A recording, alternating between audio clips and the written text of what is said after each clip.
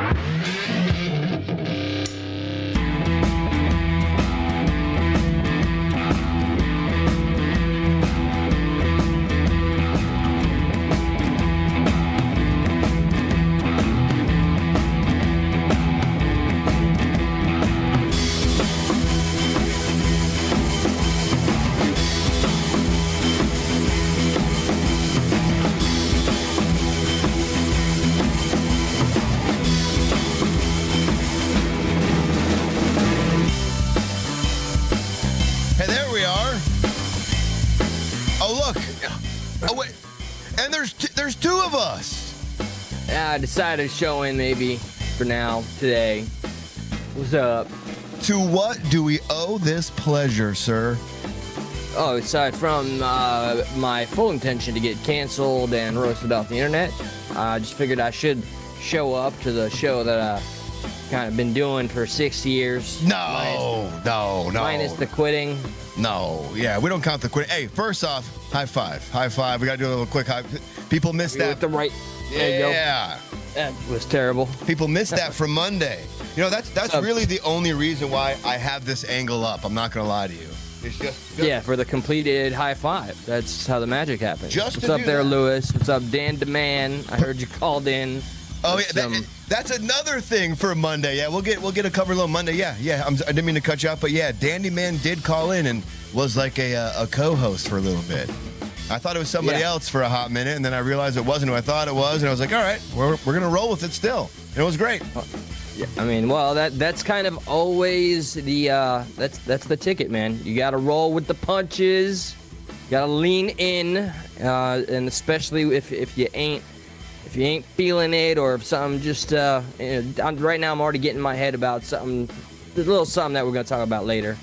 But what did I miss on Monday? Aside from a lot of confusion and some things in the chat, somebody threatened to finish themselves off. What? Yeah, There's a fun way. So a lot of that going on. So we will recap the Monday episode real quick. Won't take long with that. We got the JD Vance, Iran, Trump stuff. We will attempt again to dip our toes into what us two people, we're going to talk about on Monday. We'll see how we go about doing that. But hey, welcome to Stuck in the Middle. Hit the like, hit the subscribe button. Please do so much. We'll get into the goddamn thing. Am I allowed to say that? Is that okay? That's one of the few things to be concerned about today, sir. Yeah. You can say the GD thing any damn time you want. Appreciate you. So yeah, we start the show on Monday, and we were Elilas. Yeah. Yeah, that was me. All right, let's see. Tail of the tape. On that particular day, instead of just kind of showing face, I don't know if anybody can relate when one gets the fuck it's and you feel overwhelmed or spread too thin and you just want to go cocoon stage and you don't want to deal with a damn thing.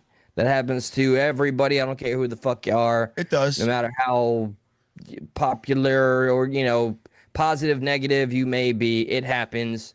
And instead of facing the music or just bare minimum communicating, I just said, fuck it. You gave up.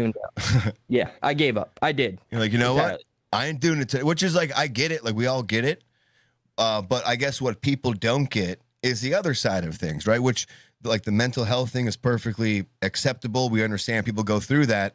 But I guess there was like a lack of logic in like, oh, how does the other side feel? And for whatever reason, the other side was like, hey, wait a minute, being me, it's like, well, where's the other guy? How come he's not here? And like, then kind of turning into the joke a little bit, having a few ribs. Like there were like, some people in the chat and some people that I've heard about from other people that were just like, you can't fire Eli. How dare you do that? It's like, wait, what the fuck are you talking about? You took a joke seriously? Didn't we do this already? We've done this whole thing, friendly ribbing.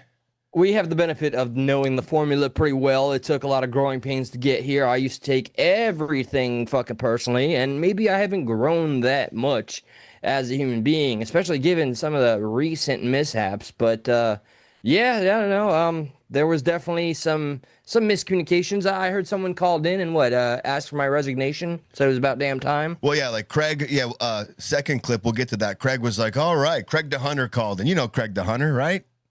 We all know. Oh yeah, Craig. That devious little miscreant. Sure. Yeah, that son of a bitch. But he was like, "Oh, I see you gave Eli the pink slip." Ha ha ha. So he's like, we had a little laugh at that. But I just want to show you, because I know you haven't watched the episode, and I'm showing you live right now. Here's how I started it off, just so there's no if, ands, or buts about what was being said or what was going on. It's not that long, but I want to give you the idea of what was going on here. Just look how bummed I am, too, by the way.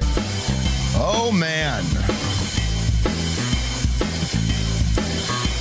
I'm a little annoyed, but we'll get through this. Don't you worry, folks. We'll get through this. I'm joking, of course. Of course we will. How y'all doing tonight? How are all you lovely bunch really of coconuts out there? Hang on, ready? All you cool cats and kittens. Here comes the acknowledgement of there's something missing here. This is normally when I would fade down the music. And I would say, oh, hey, what's up, Eli? And be like, hey, let's do the high five thing. And we'd reach over across the screen and we'd do our high five thing. And everybody would laugh and applaud and be like, oh, they're so funny. They're so clever because, he's actually not where Josh is, but he's on the screen, but they're still high five. And we love it. They love that part of Stuck in the Middle. But alas, I'm here to tell you, I should have called this episode No Call, No Show. That's pretty much it. Oh, you son of a bitch bastard. How dare you go there? What? So that's just me starting the show off, just kind of turning into it. It's a little meta right now, but I guess we just kind of have to explain the show for some folks in the back, just who kind of don't get the bit sometimes. Just like, no, it's we're all in on it. We're all having a good time sometimes at each other's expense. When someone, does something unexpected, we kind of enjoy it, right? So here's the show next. Got banned as well, right? Yeah, because of the entirely banned. Yeah, and the reason why it got banned was because of the UFC coverage. A lot of UFC was the one who banned it, essentially. Okay. Right? So, but before it got banned, it got age restricted. And before it got age restricted, that's when Craig called in. So this is Craig. That's okay. You know. This is Craig calling in. Oh, we got a caller. Let's see who we got. What's up, Mab Steel? Welcome. Call from Craig the Hunt. Hang on. Why is it not on the video? Where's the video? Here we go. Bummer news. Oh, did I lose? Oh, that's why. Because I'm down here. Here you go. That's why. This is the infidel that called to Yes. rage about me finally getting fired. Okay. Yes. Craig the Hunter. It's Craig the Hunter. What's up, buddy? Dude, I'm so glad you fired Eli. No, well, what? I'm just kidding. I didn't say that. That's his first thing he started off with. Like, already you know it's a no, don't take it seriously, bro. Come on, It's man. too late, man. You look like you're taking it seriously. God damn it. He's like, I'm so glad. I didn't say that. What are you talking about? I'm just kidding. I'm so glad he's gone. No, listen, I showed up to the show today. I prepped everything out. I made a back and forth on the Facebook Messenger as we do. He saw it at like 4 p.m. Then I get to the point where I sent him the Zoom link. Not a word. Not a word. Oh, he fell asleep, dude. He fell asleep. Don't worry. Eli true. is sleeping for sure. Yeah, But, you know, I'd like to be sleeping. You know what I mean? Kinda. Like I enjoy this, but it's like, you know, we have it's a show. You know, we have some fun. You know. Sorry, Eli, that you got your pink slip. Sorry. Damn, you know what? See, I was fired. You're gone. Dude, great show. That's it. I can't take it By the anymore. way, Oliver Tree. There you go. Now on to Oliver Tree. That was under a minute of lightly ribbing. That's a lot of emotions to unpack, Josh. I Are you have okay? maybe some strongly worded words to throw at Mr. Craig there. I don't know. I'm beside myself. What can I say? Yeah, you kind of look like it. And then last but not least, right quickly, you could just tell my demeanor. Musician, very popular. Somebody in the chat, either posing as somebody we know, or you know, however the case goes, somebody in the chat was saying some very choice words, like they hope they end themselves in the Minecraft account tonight. And, you know, while you're trying to do a happy-go-lucky show and you're scrolling that and you just see that pop up, YouTube person, millions, 7.12 million subscribers. And then here's where I noticed I die tonight. Don't, what? No. Actions. Please don't say that. Look, and there's a moment where I'm like, you know what? Maybe he's talking about an Oliver Tree song. Oh, no, Why would you say man. Or is Do that, I need to call you? Are you okay, bro? Like seriously, we go way back. Like if that was you, I haven't had access because it's blocked. I have all the necessities to log on, just haven't done it. But by God, I hope this wasn't really you. He says it wasn't him. Like I guess people are like trolling his account. But I couldn't tell in the moment. You know what I mean? Like I can't tell. Like here's somebody. No. When it's live and it's going face value, everything. Yeah, so like watch, I actually got out of my way to search for it real quick, like hoping it's gonna like Oliver Tree, I hope I buy tonight. Like there it is. See, it was just a video. See? Please tell me that's the name of his song.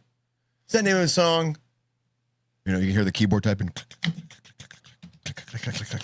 Yeah, since I'm not there to stall. Sure. Yeah, this is where we're like, well, tonight on Stuck in the Middle, this is where, but like I was like in like a very serious moment. Like, are you You're what do trying you to say decipher if that the man as the was name of the literally song now? Sorry, I pause it so you can say. You're Oh no, sorry, and it's fucking two Joshes. Yeah, I know, too many. You were trying to decipher if there was somebody legitimately saying they were going to harm themselves, and you were reaching for that hope and a dream that it was something related to the content you're covering, but nope. Yeah. He was talking about offing himself. Okay. Here's the disappointment. I don't see that as the name of the song. Now I'm getting concerned for Actions. Actions, how dare you say something like that? We do not want that to happen. Actions, do not say stuff like that. So literally, like the rest of the time, I'm like, no. Call in. And then he says something about having like unaliving thoughts, and I repeat it. It's like I'm almost being goaded into saying things I shouldn't say on the show. So I'm thinking that whole interaction was a big reason why it got age restricted in the first place. I mean, that would be the correct trail of words to get an age restrict slap. It doesn't take much. So, and then, as you pointed out, Dandaman, this whole time I thought a buddy of ours was, the names are very close. Randy, Andy, or Dandy, Andy, something along those lines is our friend's name, right? And Dandaman was in the chat. I'm like, Dandaman, you know what, Dandaman, just call in. Just call in. So Dandaman calls in. I'm like, you don't sound like you're black. This is weird. But we had a great conversation. So okay, good.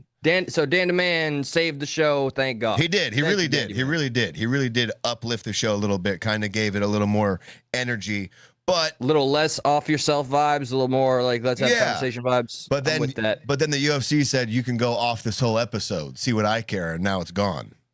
Well, they recognize how bad it was. They recognize competition. Okay.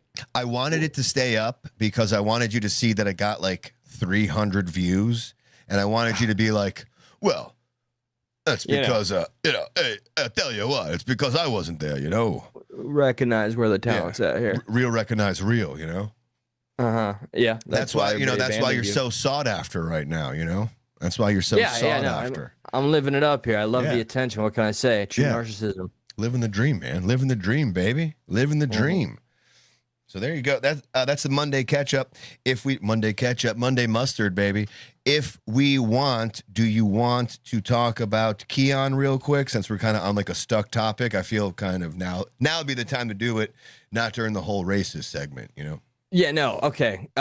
That's an important point because, yes, I think the story I'm going to share, which is an IRL thing, and I'm doing it at my own risk, it's going to piss a lot of people off. And before that happens, we did have a very excellent individual who represented the brand, represented the very foundation idea of this show that we chose to endeavor upon when Josh had another show where people would just freeze up and become a bunch of Democrat pussies. No offense to Democrats, unless you're a Democrat pussy.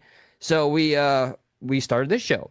And throughout this show, we met people that felt however they did, agreed, disagreed, and maintained their conviction. And one of those individuals was a man named Keon. Dare I say they were Democrats, but not Democratic pussies? Yeah, right? He was the furthest thing from a pussy.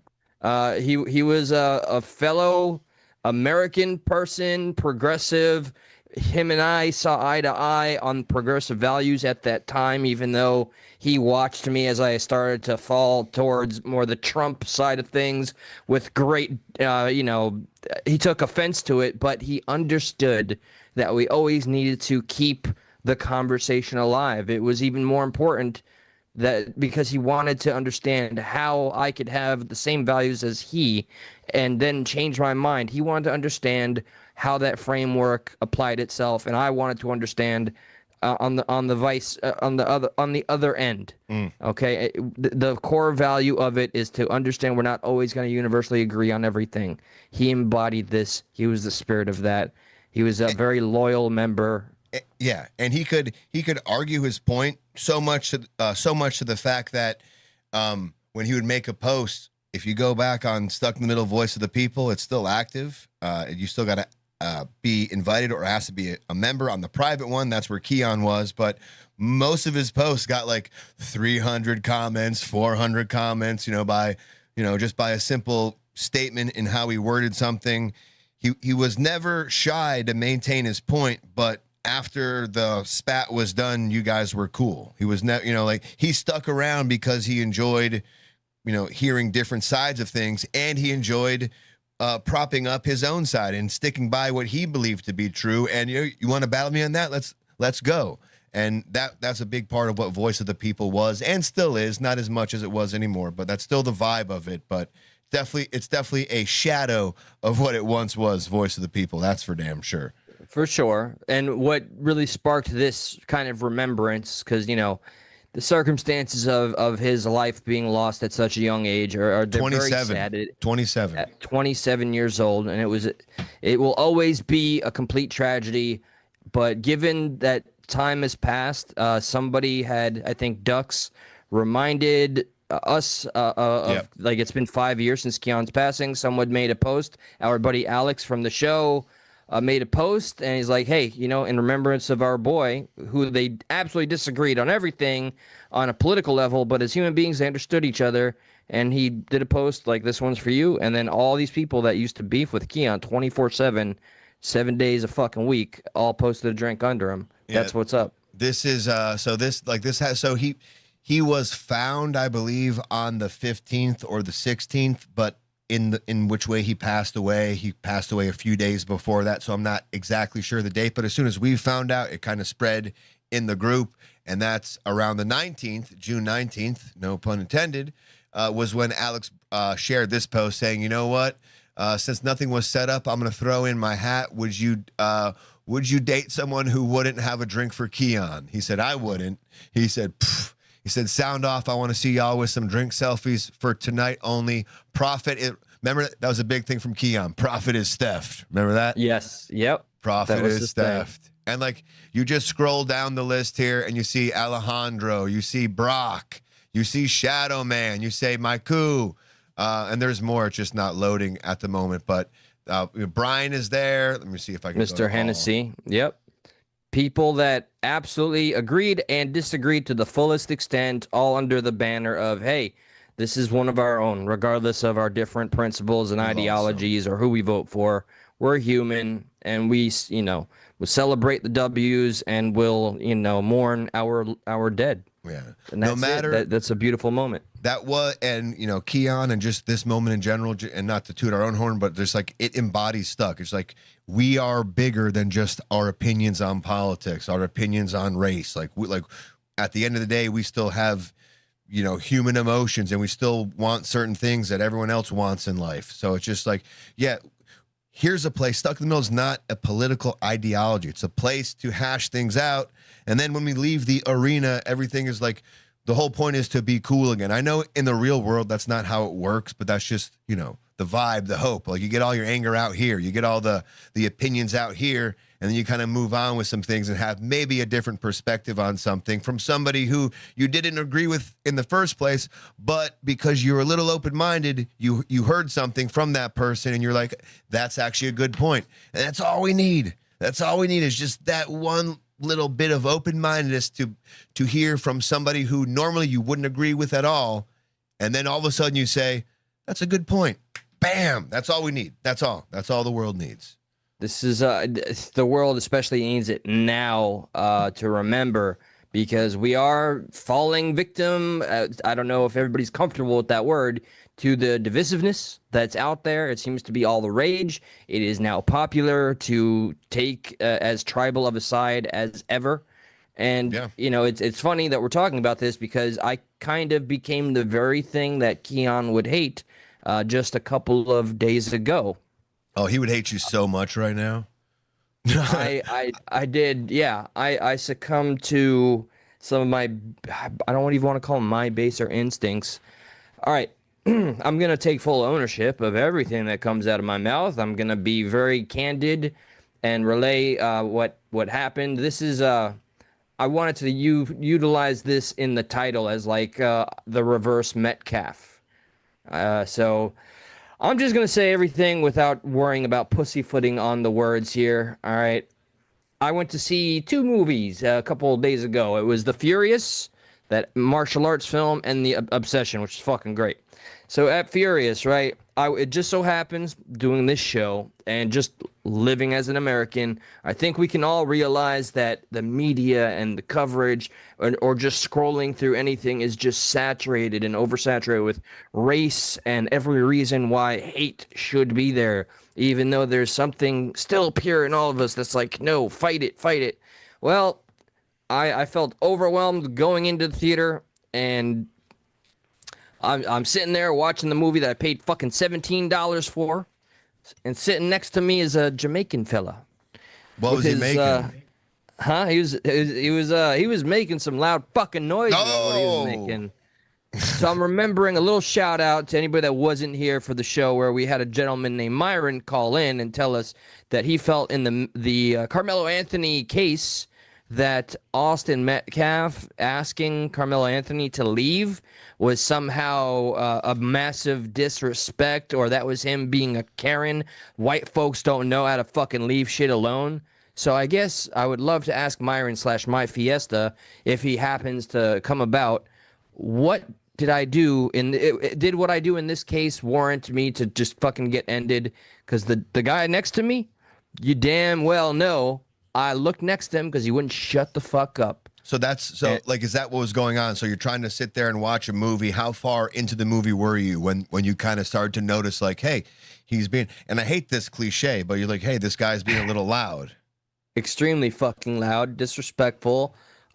It was a pretty packed theater, and he's the only motherfucker that just will not shut up. And his wife is like repeating everything that's happening in the movie. And maybe I'm just the miserable bastard, but I decided to turn and look right at him and say, "Sir, I am right next to you. I can hear everything you're saying. Can you please keep it down? Can you please be quiet?"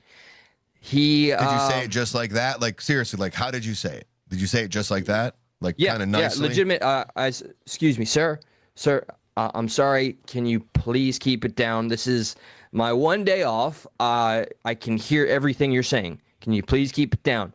He said, and first he looked absolutely aghast and shocked that some whitey would dare say anything to him. I don't know what the dynamic that was going through his mind at the time, but he took. Did you tell me you were Jewish though? Like, I'm Jewish. I played no I'm not cards white. at this time. Okay. Just that I wasn't really about it. I wanted to watch this movie on my fucking day off in peace, and he got very aggressive. He said, "I'm talking to my fucking wife." And I'm looking at him. There's like a brief. You should have said, "Yeah, I know you are. I can hear you talking to her. That's why I'm talking to you now." And well, when we were doing the stare down, and he said, "I'm talking to my fucking wife." I'm like, then why are you still looking at me, talking to me? Like, we're just, it's getting awkward and it's getting intense. He's starting to get very aggressive, like his body language. He's looking very disturbed, like I just threw his puppy at his fucking face and smacked him with it. And he's just eyeing me, and he starts to ruffle. He grabbed her purse, and I'm like, what the fuck is that? Then he starts to just make some aggressive movements. You can ask me how to define that. I'll just say it looked aggressive to me. And here's where I decided to make a choice that might just get me canceled on the internet today. I know the world that we live in is full of crazies. Sometimes I'm one of them. I always intend to be prepared, keep my head on a swivel. I'm always packing. And when I saw him rummaging, Fudge? Yeah. Fudge, and I had to move past the fudge to get to the actual piece. Yes, you're always carrying on you, sir. I was wearing a skull cap. I took my skull cap off, and I dropped it on my lap. Who did you? Yeah. Oh, Fiesta. Here's Fiesta. I think that was Fiesta trying to call twice. You gotta let, like, when the purple number goes up, that's when the phones are on, man. That's the signal when we give us a moment. Calls. We got to get through our stories. I need to know, Myron, if you feel I did anything out of pocket here. Like, I very respectfully asked this individual, this Jamaican man, to stop talking, please, or to keep it down, and he just started cussing me out and staring me down, doing movements that he either thought would flip me out, trick me out, or intimidate me, none of which was happening, to the point where I started to feel like maybe I was in some form of fear. Do I get up and move, and then will I be viewed as, oh, look at this fucking white boy, can't sit next to me, or is that me being a bitch to remove myself from the situation? I wasn't doing anything but fucking asking the guy to shut the fuck up. And after he was doing the movements and the cursing and spit on me a little bit, yes, I grabbed my fucking piece that I carry with me everywhere. I put it in my fucking skull cap, and I left it on my lap with my fucking side eye on him as he continued to decide to keep it lower, whisper, go quiet sometimes, and then just keep on turning up when nothing would happen. So there it is. That was my Metcalf and Me segment of my life on my day off, where I didn't know where it was going to go. And in that moment, I'm going to be fully transparent because I owe everybody that. If otherwise, I'm not fooling anybody. I'm not going to fucking bother waste my time and fool myself. I was already thinking about how fatigued I was with the fucking case, with all of it, with how we feel after we scroll, how the mainstream media projects everything and makes everything hyperbolic and sensational, and I was tired of it. And right in that moment, I just wanted to watch a movie I paid for in fucking quiet, and there you have it. So am I racist? So was I racist? Do you think that, because you said some interesting things there, as far as what got you tired was the media, like you think without all of the other shit going on that you are inundated with, social media, like race this, race that, would that moment have been as contentious, do you think? Well, a weird thing that happened is in this moment of contention, my brain did start to kind of simulcast all of this shit that we had just talked about on the show regarding the Metcalf case, or I mean the Carmelo Anthony case, or whatever the fuck. Both. And I felt like I was, as I started to recall all of that, I'm like really? I don't think normally I'd ever apply anything on the outside as opposed to what's happening in that moment. Never. I see. So I feel like the implication you're trying to make is like you weren't trying to go out of your way to harm this guy because he was being loud. You were kind of taking his perceived aggression and this, like, you asked him nicely and he took it to like level 10. You're like, is he going to do something to me? Do I have to be careful? Just like if you push somebody in 2025, they're allowed to stab you in the heart back, so that's kind of like the vibe you were taking. Well, like, how else would anybody interpret someone who's being aggressive towards you, screaming and cursing and spitting on you, going out of his way to reach over and across his wife's lap to go inside of her purse to make it look like he's grabbing something? Maybe he grabbed something, and then I don't know what the fuck he was doing with his hands. I just didn't know. And it's dark. He's right next to me. So I decided if he's going to pull some shit, I'm going to be fucking prepared. So it was never technically, it was out in terms of like out of my pocket, but it was in my skull cap hat. And I was just like, all right, this is going to go where the fuck it goes. And it was just an awkward, it ruined the entire movie to put, I did the best I could to watch it. I felt like there were moments where he was bringing it down. Then he was just saying shit to spite me. Of course.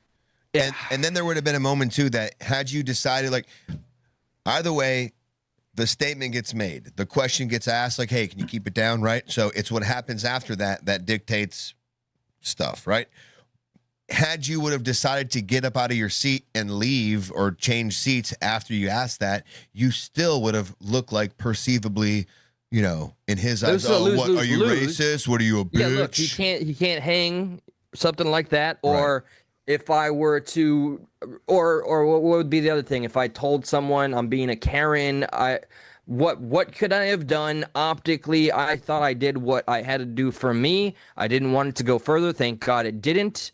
It did ruin the whole fucking movie, so much so that I stayed and watched a whole separate movie by myself. But yeah, that was infuriating.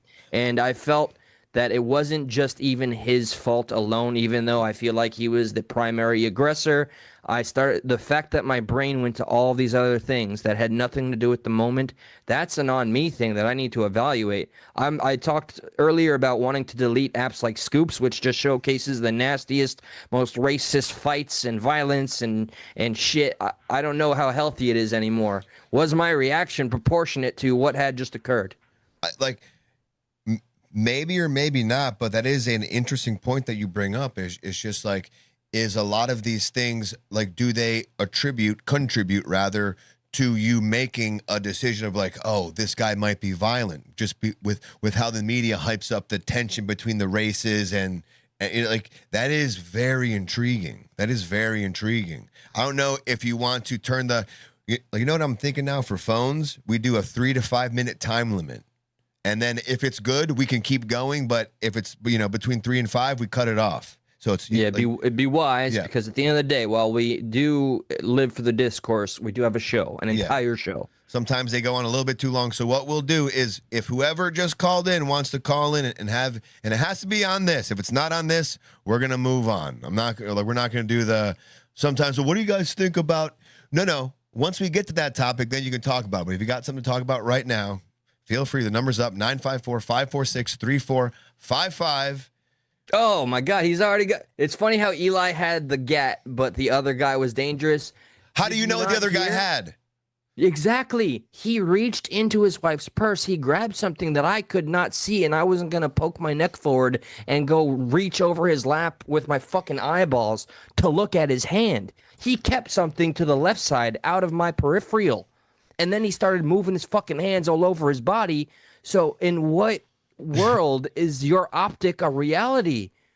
I didn't shove it in his fucking face. I was prepared. Right. I'm noticing with you, Myron, and correct me if I'm wrong, and I want to call you out for a comment you made. You made a comment to the effect of, we protect you all when we're all growing up, i.e. you basically said, when we're all younger, when you crackers are in high school, the black community protects y'all, and then y'all become traitors. That stuck with me. You know what? That even came up in my mind when this shit was going down, adding to my frustration, because that was a wild-ass statement. So we don't know what he has, but I'm the bad guy for just going on the defensive. I'm still somehow okay, by all means. What's interesting, though, bro, is you could apply the same thing to the Jamaican guy that you were feeling. Like, what if he's also inundated with race-type shit, and he thinks this crazy white boy is going to do something to me? You know, like, it's like we both could have had the same projector in our brains, just with different algorithms. Right, and both you guys normally wouldn't have done anything, but because tensions are so high right now, it's like they like watch your back kind of vibe. Like, watch where you go, watch what you say to somebody. That's really not what it is. But the media, especially mainstream media, they make their money like engagement, hate. There's no positive like news channels that make buku bucks because they're like, here's what happened today. Somebody donated $1 million to the Autism Foundation. People are like, next. They want to say, here's what happened today. A bunch of white people killed a bunch of black people. All right, I'm in it. That's what they want to hear. All right, we got to call. This might be Myron. It's an unknown. Let's see what happens. Call from. It's Fiesta Rude Boy. Fiesta Rude Boy. Look here, let me tell you something. Look here, brother. Look here, brother. Ah, man, my two favorite suspected white supremacists. Two favorite crackers. No, white supremacists, Josh. I know. It's white supremacist. Well, now we've graduated from cracker to white supremacist. No, suspected. Oh, suspected. Got you. I'm not gonna put it. I'm not gonna put it on you guys all the way. I appreciate that. So tell me how I'm wrong and how I should have been stabbed. No, Eli, I actually appreciate you being honest about the situation. You know, you didn't have to tell anybody that. So that was really cool. You know, we'll give you points on that. Being honest on how you felt in the situation. But it just kills me, though. It's just funny how you had a gun, but he's the dangerous one. It's like you knew you had a gun. You don't know what he has, but you know you have a gun, and he's perceived to be the dangerous one. I didn't reach for a damn thing until he reached into his wife's purse and kept it out of my vision, out of my peripheral. Something went to his side, and I was not able to confirm what it was, which is what got me feeling like, okay, then I need to reach for something too. Do you think that guy could have had any weapons on him as well? Or also, do you agree that maybe Eli was feeling the same racial tension as the Jamaican guy was because of what the media kind of propagates and talks about? Oh, for sure. Definitely. And, yeah, I don't think Eli could have did anything different. You know, you didn't seem like you were talking crazy. You didn't seem like you were out of pocket. You know, you just asked for something and you didn't get it, and it should have been okay. So my other question is, well, maybe not okay for you because you paid for the ticket and you didn't go there for that. But, you know, just all in all. But my question next is, so why didn't you move? I got to take Eli. I got to take this. It's my dad. I got to take this. Get. I know. Go. Ladies and gentlemen, there is something very important and very private that Josh will ultimately have to make the decision if he's going to share it. But I want to give him all the grace and the flowers for being here. Let's just say if I was in Josh's position tonight, there would be no fucking show. So I apologize, Myron. I just had to get that one out there. The question is, why didn't I get up and go? the theater was pretty packed. It was the movie The Furious, which is everybody's comparing it to The Raid. I love the martial arts films, so aside from not wanting to get up and move the seat that I paid for, which you have to pay specifically for that seat, it was mostly packed. Aside from that, I don't know. I was hopeful. I was hopeful that might have been it, even though he decided to start cussing at me and then reaching, and then that there was an awkward silence between us as the movie went on, where I felt like it was understood, and then I felt like he was maybe provoking me by randomly saying curse words throughout and being louder and louder and then bringing it down again. I don't know, but it fucked up my day off, fucked up my movie. But this is a me kind of sentiment. I can't speak for him. I don't know what was going through his head. Right. I wish it didn't happen. Well, okay, I see that. There's a situation. I don't know if you guys seen it a few days ago. There was like 6 white guys like in a restaurant, and I guess it was a coffee shop, and there was one black guy by himself sitting down there, and one of the guys brought chimping out. Said it loud as hell, just so, not worried about anything, not worried about offending anybody, so you get the guys out here tripping out. And the black guy asked him, bro, what's up with that shit?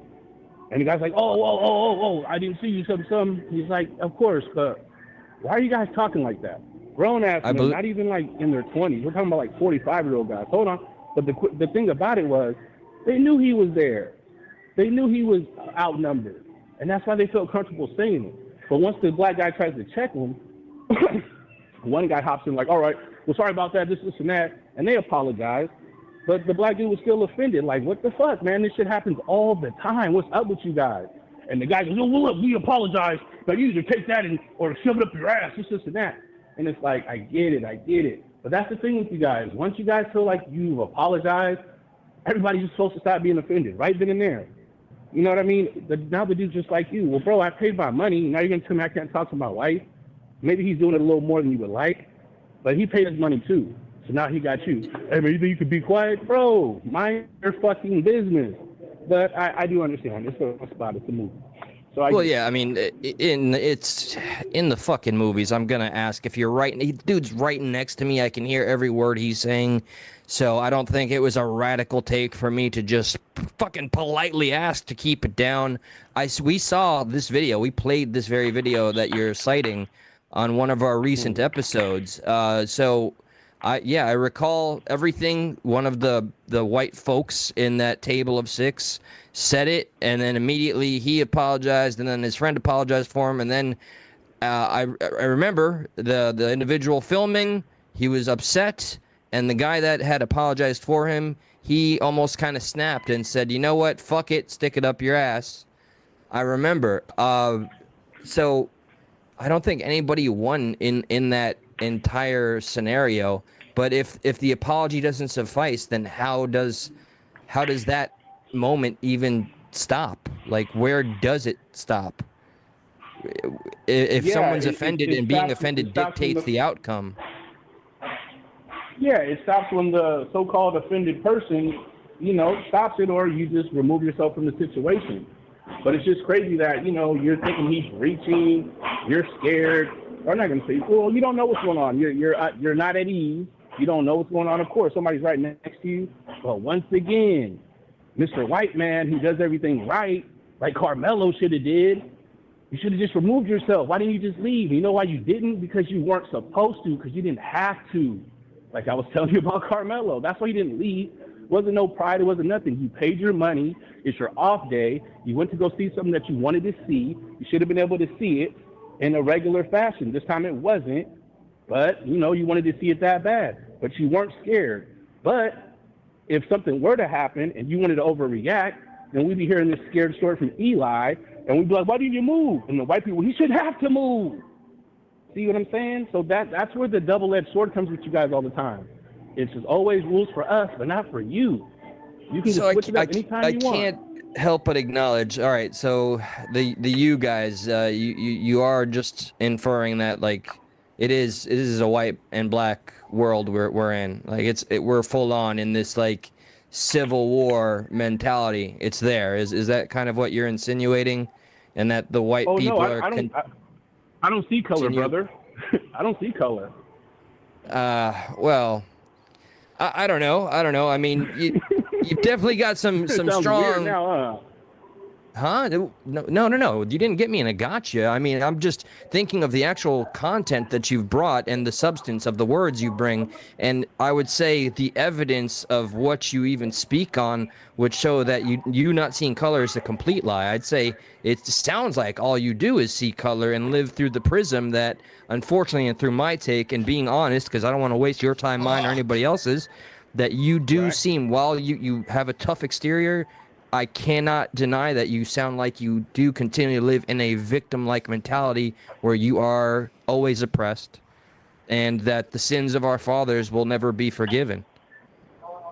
Josh, is everything okay with the thing? Yeah, he got, like, I don't know how much you want to get into it right now because I know we're talking to Myron, but he just bonded out, so we can go pick him up. Yeah, so I think either, I don't know what I'm going to do here, if I got to leave or if my uncle's going to go get him, but he just that's a high priority thing, Josh. Yeah, whatever. I'm gonna just play it by ear for the next few minutes, and I'll see where it goes from there. But my apologies. Okay, fair enough. My apologies.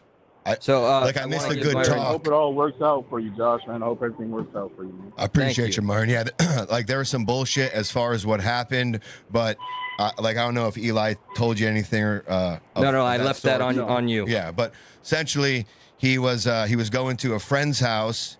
And on his way to his friend's house, I guess an undercover cop started to follow him, and he has to go through this gated community to get to the friend's house. He gets through the gated community, which you got to give your ID. He pulls into the driveway, and an undercover cop just comes screaming behind him. Please, I've been following you for 3 miles. I saw you dump a plastic bottle of alcohol out the window, and like, no, you didn't, because that's fucking crazy, right? So. And my dad is a big, like, First Amendment auditor guy. So, like, he sees those videos. He's just like, I can talk to you. Like, and it's like, now's not the time to talk like that, right? But he did anyways. Right. Yeah. Oh, he talked like that. And the cop was like, okay, well, now I'm going to field sobriety test you. And he's like, well, I'm not going to take the field sobriety test because you just lied about me pouring alcohol out my window. Why am I going to take the test? He's like, okay. So the second you refuse that, you get arrested and you get your license suspended, right? Default. So this is his first offense. He doesn't have any type of criminal record. He gets this happened 9 p.m. last night, right? He for someone who gets a DUI their first time, they usually have a bond. However, in the world this happened, the arresting officer was able to put no bond on his, like, that's not even legal. I don't even know how a fucking cop could tell somebody they don't have a bond. Like, that's for a judge to decide. So he hasn't had a bond to get out because obviously he pissed them off somehow where they were throwing their fucking dick weight around. Like, oh yeah, you don't want to listen to me? Well, fuck you. So finally, and like he wasn't in the system for like 36 hours. Dude, it's been so weird. Like it seems like they wanted to catch somebody for something that wasn't there, and now they're kind of panicking. I think they watched the show. Hang on one second. 2 more seconds. I'm sorry. Sorry, this is fucking go. Handle your shit, man. It's okay. That's some shit. Okay. Yeah. Unfortunately, Josh has a wealth of things that I understand that he's chosen not to speak on, which I think could open up a great conversation, as I think we all get fucked by I guess if you want to look at any system here, like, this is going to sound so cliche, man, but we are all fucking brothers and sisters. You know, I wish we all didn't see color. When you're fucked, you're fucked. If you're in the lower class, we're all fucked the hardest. If you're in the higher class, you live a whole different reality.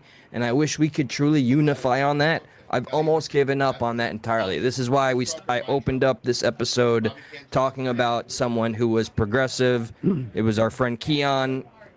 We loved Bernie Sanders back in the day, and he passed on. He also had some shit with the cops. He chose to go homeless, and they found his body in a fucking canal like 3 nights later.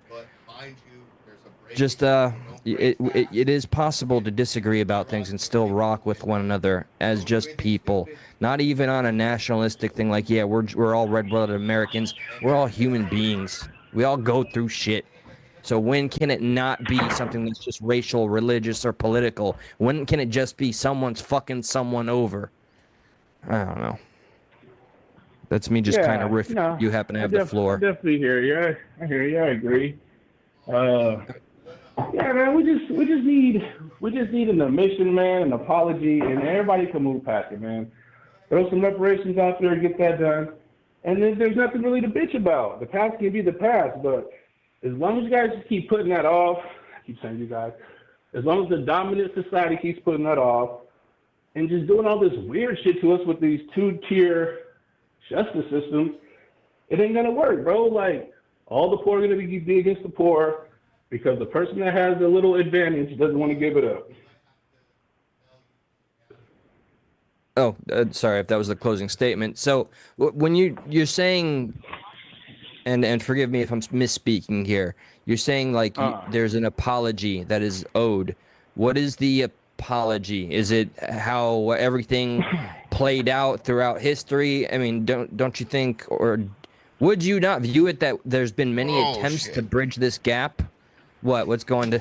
No, we're Kimmy and my uncle are gonna go pick him up. So we like figured out. So we're chilling. Like we'll have a good rest of the night. And yeah, sorry about that. I'm sorry. My apologies. My folks. God, you do not. I just asked Myron. Like he did mention that he just wishes for an apology. Some reparations are due, and then and also the system being kind of skewered, a two-tier system. I was just asking for some clarification. Myron, feel free. Yeah, man, that's basically all I'm talking about. It's just like the other night we were talking, and we're talking about Penny, and we're talking about the situation. You guys bring up some good points. I bring up some good points. It's like, cool, all right. Then I go and I research the stand your ground law in New York. Bro, you got a duty to retreat. Okay, so how the hell does he get off with not even manslaughter, no charges, but a person in a self-defense stand your ground state gets 35 years? And then a white kid who stabbed a Mexican kid down the road right from there, he gets 10 years. But in his phone, he was talking about he wants to hurt people, and he's bragging about it. Like, so that's what we're talking about, guys. Like, that's right in your face, and you're like, oh, no, I didn't piss on your leg. People get tired of that. I definitely think the law gets it wrong, for sure. But I would also like to the things you bring up, I wish I had better insight on them. And I don't want to say you're wrong, but I do also want to say there is different evidence. Like it's not just cut and dry as this guy did this. Like there is different features to a case that makes things a little more serious than they were. So I'm not sure what you mean about the white guy stabbing the Mexican guy. Like what happened there? Hang on. The kid in school who I think it's only 1,000. Who stabbed another guy in the bathroom. Oh, yes. I saw that. Yeah, same exact case. But he's actually got stuff in his phone talking about how he wanted to hurt the other person, all kind of stuff. But it's not premeditated. It's not 35 years. It's not life. He gets 10 years. He'll be out in 6. Can I ask you a question, though? Sure. And I understand what you're saying. And I wish I had a better understanding of that case to where I can either say, yeah, dude, you're totally right, or here's where I have some disagreements because I'm not that up on that case. But what I will raise you. Of course not. Of course not. I got you. And I don't know if that's my fault or the media's fault that I don't know about it. I'm not exactly sure, but I'll gladly look. But I did hear about it. I do know what you're talking about, but I didn't delve into the details. Unfortunately, maybe that is my fault. But for instance, I'll give you my uncle. My uncle isn't a black guy, but he was railroaded by the system for something he didn't do. And, that had nothing to do with race. It just had something to do with a corrupt law system. So I just always kind of go back and point to, is the law always being racist or is there another thing at play? And sometimes it isn't racist. Sometimes it's just the law being shitty. Is there ever a time where the law can be shitty to someone of color that isn't racist? Or is every time they're shitty to someone who's of color, it's always racist? I guess that's the better question to ask. Well, the better question is your uncle could have got out of it, or your dad or whoever. They could have got out of it. They just chose not to because they thought they had the right and their privilege to talk how they want to talk. No. I'm not talking. No. Yeah. Fiesta. I'm talking about two different things. I'm not talking about very gentle. Yeah, I'm not talking about my dad getting what he just going through. Like my uncle went to jail for Yeah, my uncle went to jail for 17 years on a very serious charge that he did not commit. Oh, Yeah. okay. Yeah, completely different than just like sassing the police. Like this is a law system who wanted to find somebody for a crime, regardless if they committed or not, because they needed to look good, kind of thing. So, to me, that's just maybe Does that anecdote. happen? What? Does that really happen? Yes. Oh yes, it did. It really. Yes, it did. 100%. His uncle did 17 fucking years. There's even more details that I don't know if Josh is like legally able to talk about. Unfortunately, Essentially, he was wrongly convicted of murder. A very serious crime. So he went through court and all that, and he had a trial of his peers and all that good stuff. Yep. And he still found him guilty. Yep, he had to try. Well, like he also had kind of like a shit lawyer who wanted to argue some things that he shouldn't have argued. There was evidence that was never brought up. There was evidence that was found out later that wasn't given to the appellate courts until a certain amount of time. So Josh, man, going through all that with your own family, how do you not have any sympathy for Carmelo? That's exactly what we just watched. But who said I don't, though? I don't say I don't have sympathy for him, because I understand what goes, like a family like that, someone going through the system like that, it fucks everybody up. But there is more evidence that lends to the idea here that Carmelo did what he did without having a lot. Like, essentially, if all that happened was this guy getting pushed and there's no corroborating evidence right now that he was being jumped or anything like that, I will gladly change my mind when the video comes out. But being pushed doesn't give you the right to, stab somebody or kill them. So what about saying, what if I come up there and beat your bitch ass? Does that do anything? If you beat me to death? I think he's alluding to that. If the person says, what if I come up there and beat your bitch ass? Does that count as anything? If I beat your bitch ass. I mean, I guess it depends on how I'm perceiving it. Like, I don't know. Like, this is all like, I can Monday morning quarterback it and say yes or no, but does it really matter? So you don't know about a threat and then being touched? But yeah, you know about Penny and those threats. That's fine. But you don't know about if a guy threatens to beat you up and then coming. But if I say with his brother right next to him. But do you not? So, like, if we're gonna go on different levels here, do you not think there's a difference between saying if you brought the Daniel Penny thing into it, because you're also trying to compare a verbal threat to a physical push, which I'm not jiving with. But if you want to compare what happened with not Daniel Penny, Jordan Neely. If what Jordan Neely said you're trying to compare, Jordan Neely didn't say I'm going to beat your bitch ass. He said, I'm going to get life tonight. I don't care if I go to jail. And he said a few other things that were a lot more serious than just I'm going to beat your bitch ass. So, like, there are levels to. Do you not agree that there are levels to threats? Yeah, definitely. Right, so that's all I'm trying to say. But this is my thing. 130-pound guy with a bunch of people that could subdue him, which did. Okay. There's no proof. There's no proof. Yelling at people. There's no proof. That's more dangerous. That's more dangerous than a 130-pound guy with two 20 guys in front of him. One threatens to come up there and beat your bitch ass, and they touch you.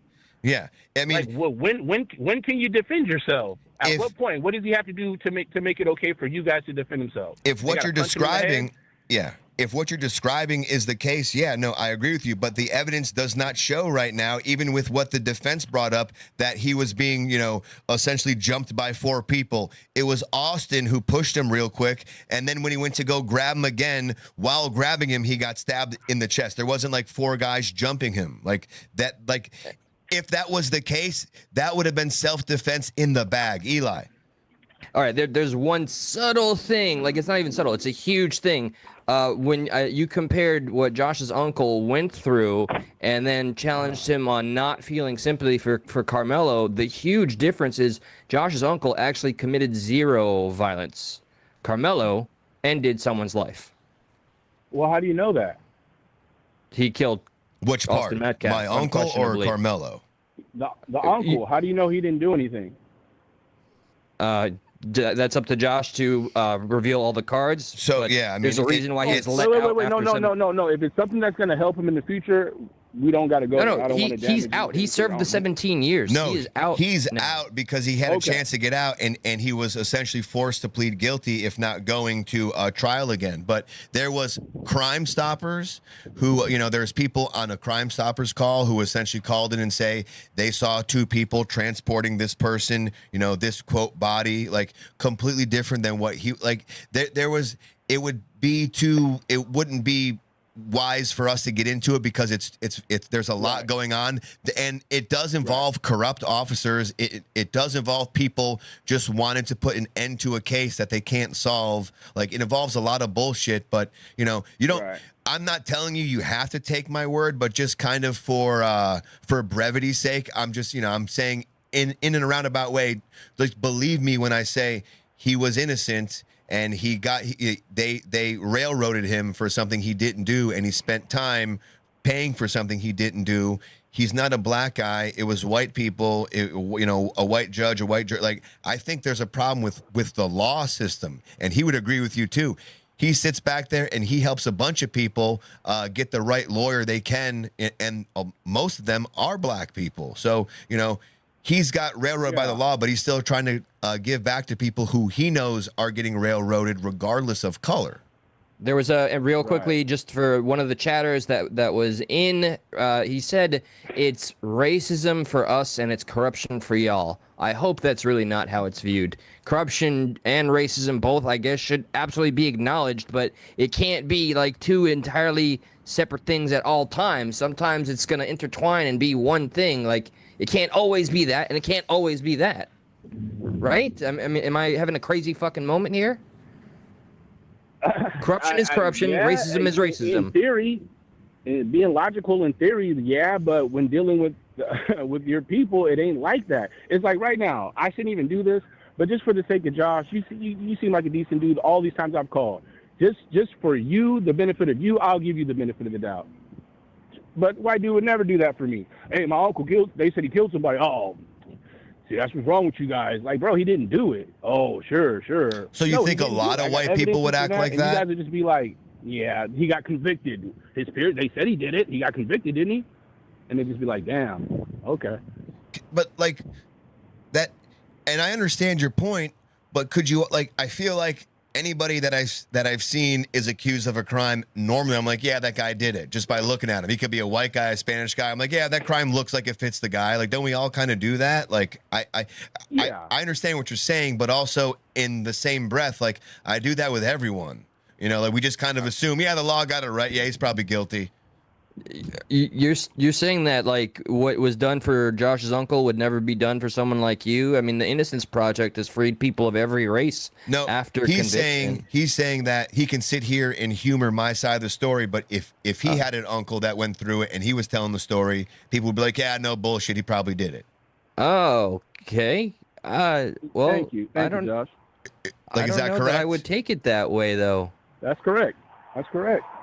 Okay, well, guys, this new case with the Walmart and the kid getting shot, how do you guys feel about that situation? Was that overkill, or was that just in try to get stolen material back? Like, man, how do you guys feel about that? That's one of those things where I wish I had more information on it, because I'm not trying to be like a buzzkill here, because I like to talk about stuff like this just because I like to learn. I like to be engaging. I don't know much about it. Like, I will promise you I'll look into it. Why is it when it's victims of color, you guys never know anything? Do you think it's the media pushing this? Like, do you not think that when a black person gets killed by a white person, it's all over the media? But when it's the opposite way, they're like, yeah, whatever, this doesn't sell. That's why one is rage baiting and one isn't. I got something for you, Myron. I just want to show you where we agree on a case.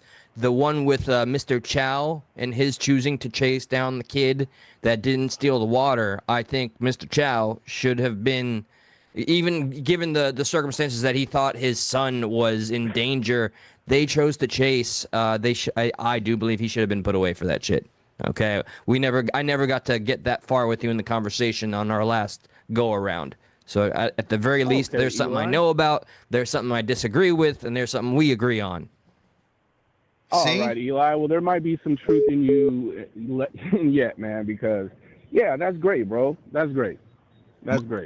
Fiesta, we do have another call coming in, man. We gotta move on, but if we get to another topic, please feel free to call back, okay?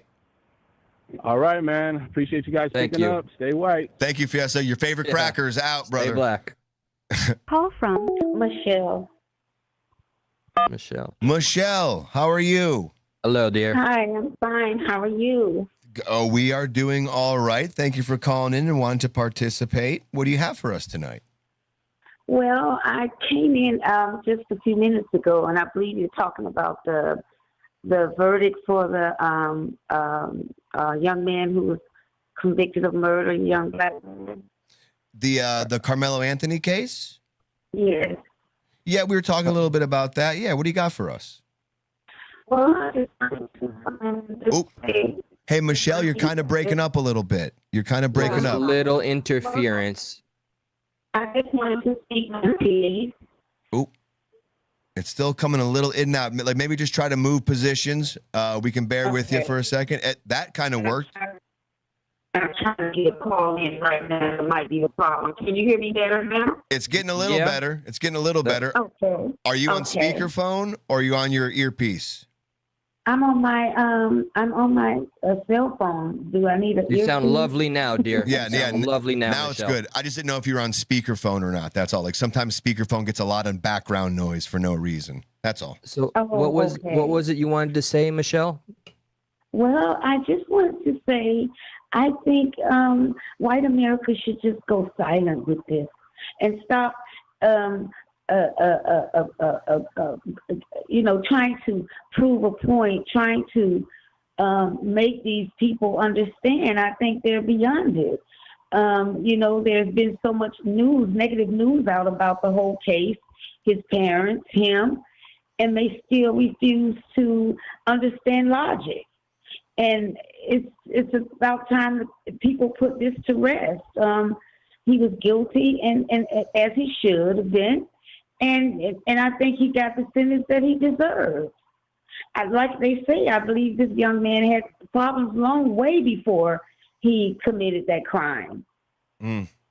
There's nothing I disagree with. I honestly wish this was. I mean, I know the verdict is still something that there's a split in the community about, like like the last caller has made it clear, like, hey, we're just gonna load up his books and he's gonna be living great, and fuck anybody that's disappointed with it. But I mean, the facts are this, Michelle. You're right. The case has reached its conclusion, its verdict. I wish we could just collectively agree to move on and look at the next thing. I guess, Right. Josh. I mean, Black I'm America with- should have woke up from the of George Floyd situation, and we didn't. And I don't know what to say about us, but we're going down a dark hole, and it's almost irretrievable.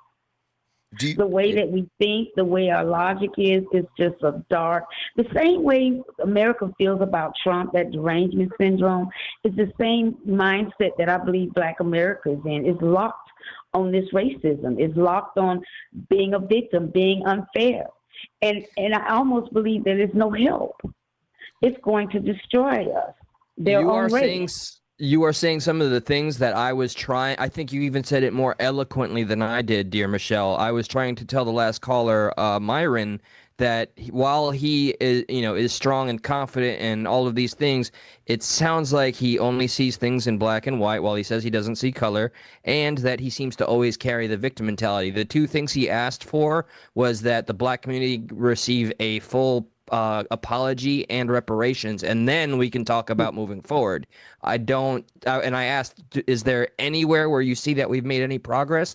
I didn't get a real answer on that one, I don't think. Because he's ignorant and he's in that hold, and I don't think that these people, Trump is causing a lot of people to look in the mirror and see themselves, and they don't want to see themselves. They rather blame Trump.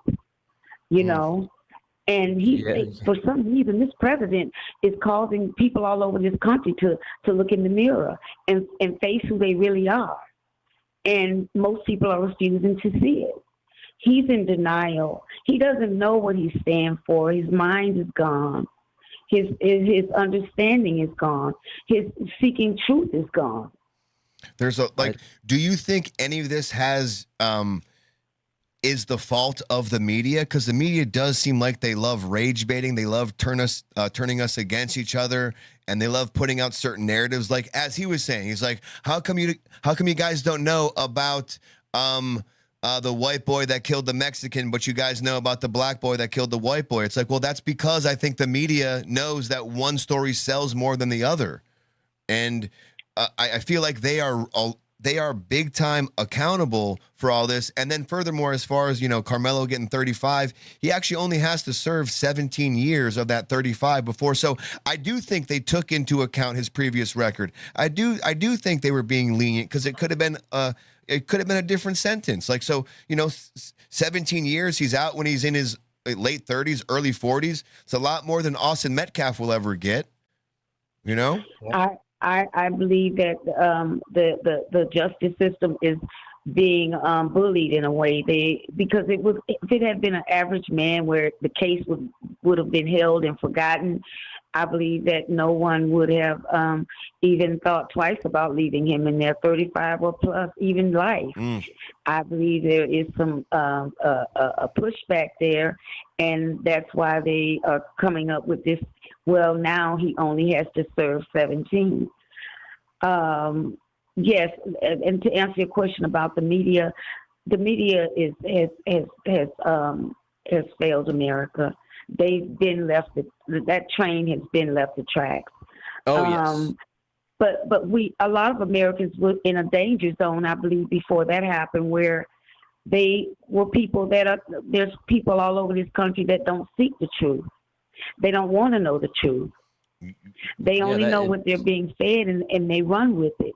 People on all of these podcasts are all day running 24/7, telling people to think for themselves. It's like a warning, and to do your homework. And why won't they do it? Yeah. That's they spot on, nail on the head. They despise it. Dude, Michelle is awesome. They don't want to know it, and it's going to be to their own destruction.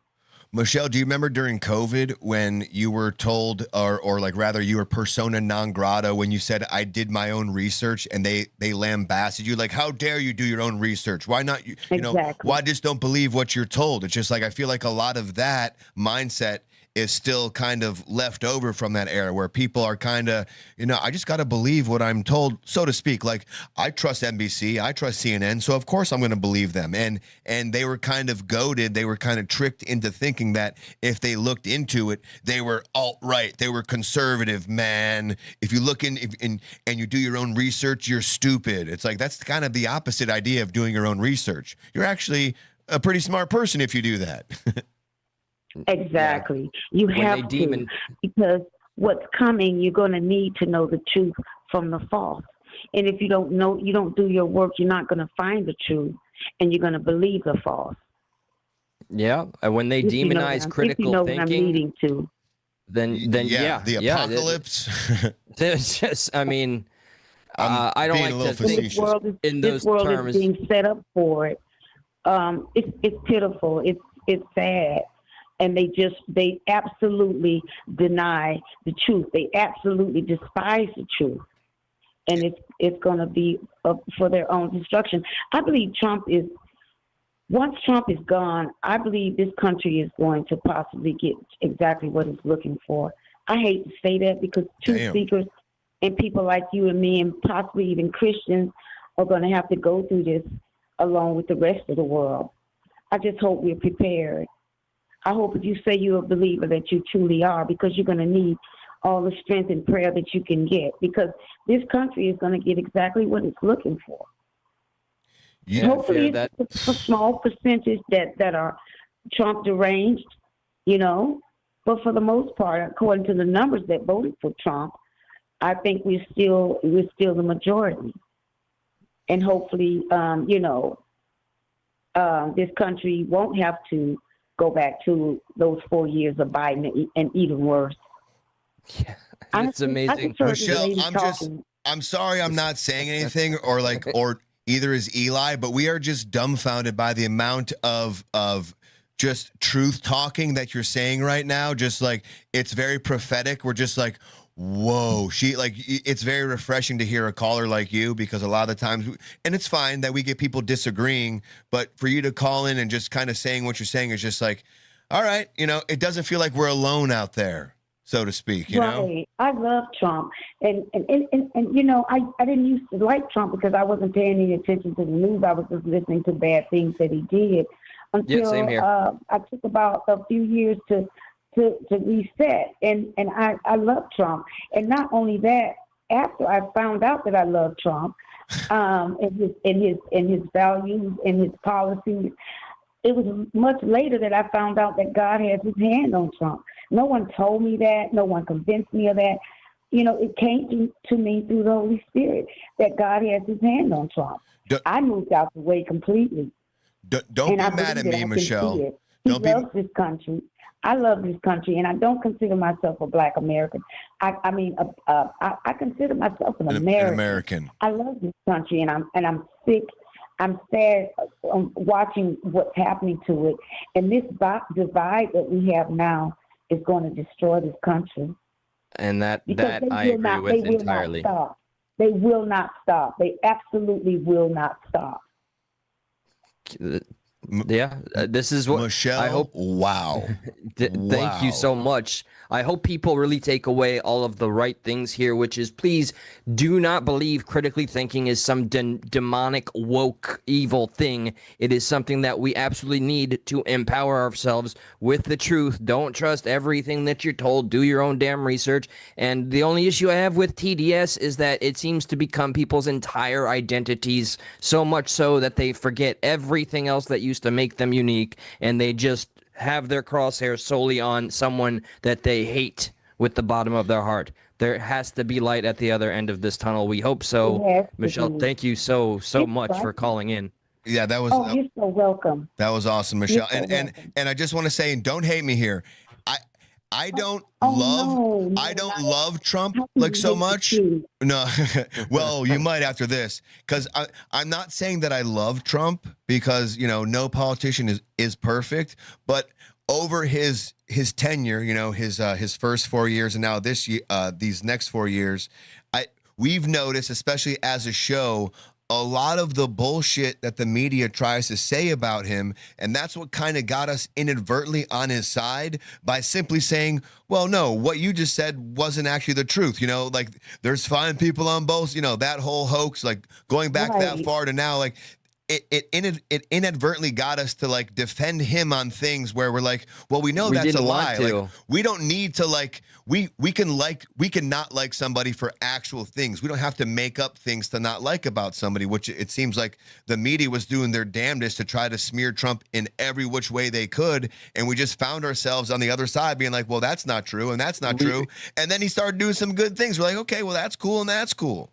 I was a Bernie Sanders or bust Antifa supporting liberal, and because of this show, I had to fact check the media, and I learned we were being lied to, and then I voted for Trump. That's how it worked out for me. Good for you. Can I say one more thing? Yes, ma'am. Please. Trump needs our prayers, and Trump, he's tired. I know he's tired, but he needs our prayers right now, and I just hope America can see that. If you could give Trump any words, if you could give Trump any words of encouragement and or America, or if you want to say a quick prayer for America and or Trump, be my guest. Like, what do you have? Like, what optimism can, like, already you were like 1,000% out of 100. Already you were like A+++++ as far as callers go. So don't feel inclined to do it. But if you had any words of wisdom for Trump, any words of wisdom for America, give us that little bow on this thing, and we do got to move on. Okay, you want me to say it now? Oh, feel free, please. Yes, ma'am. Floor is yours. Okay, I'll say something real quick. I do know that the Bible teaches us, America, that a house divided cannot stand. And we are one America. We're stronger than this. We're better than this. And I pray to God that we become more thinkers. We become a nation who understands that we're individuals and that we think on our own merit and learn to appreciate someone agreeing to disagree. And as far as President Trump goes, I think God has his hands on this man like I believe he does. Yes, I love him, and I pray for him. And no, he's not perfect, but he loves this country, and as we should love this country, because right now America needs to be united and not divided. And I'm going to continue to pray for this country. Michelle, Amen. from your lips to God's ears. Wow. Wow. Thank you so much for calling. I hope you're subscribed, because I hope next time you see us going live and you got something to say, I hope you give us a call, because that's very insightful, very wise, and very delivered in a very cool and calm mannered. It's not, Which is rare for us. It's not highly over emotional. It's just like kind of to the point. Michelle, this was an awesome call. Thank you so much for calling in. Thank you so much. Okay, God bless, thank you. dear. Yeah, I hope you have a great care. day, Michelle. Wow. I love a call like that. Like that just kind of turns the whole night around. Just like, so It's refreshing. always unexpected, because we're just used to, I guess, a lot of the disagreements, guff, or just the hatred getting loud. I understand there's probably a pocket full or larger of people that disagreed with damn near anything, everything.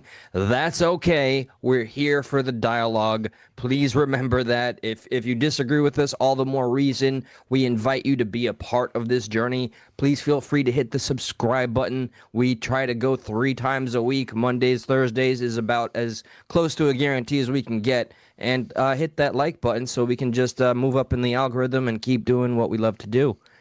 Unspecified V said, good call. Good to see Unspecified. Greg says, cope, you cucks. Awesome. Listen, we got about 200 of you hanging out in here right now. It would go a long way if you guys just hit that like button, really tell YouTube, like, all right, they're not too bad. We appreciate you so much on all that stuff. How do we move on from that, Eli? Where do we even go from there? I mean, it was such a unifying thing. Do we go back to the... not being the unifying? division. Shit. I mean, I like that consecutively we had someone who I'd say universally seems to disagree with us on a lot of things. And it feels like it's a bit of a hyperextension to find where we agree, but Buddy that still makes it calls all the in. more reason. Right, Buddy still calls in, and Yeah, and we still engage in our dialogue.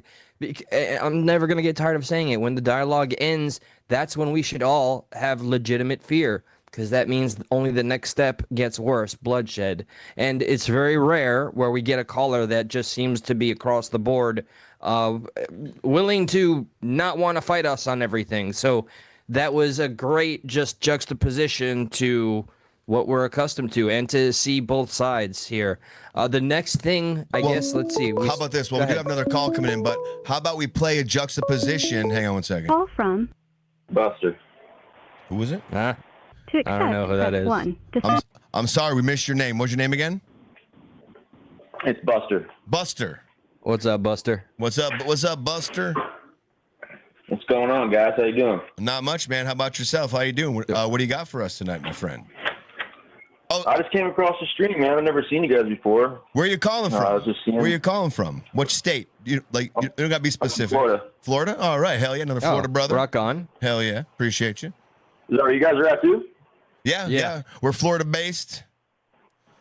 Yeah, we used to. Right on. host You guys the Central show. Florida? What's that? Are we Central in Florida? Central? Or where at? We are all over Florida. I got you. Yeah, I'm over on the Space Coast, man. It's pretty nice down here. I was just listening to the last caller. What'd you think about I like Michelle? what you're saying about the stopping the divide in this country for sure, man. I just don't know if it's going to be. Do we have to all basically say that Trump is good for that to go away, or can we just agree that Trump is going to be gone soon, and we're going to have to come up with somebody new to run this country, and like maybe just move away from that whole division in the first place? I concur that Trump is divisive, but how about also this too, to kind of maybe add a third option there?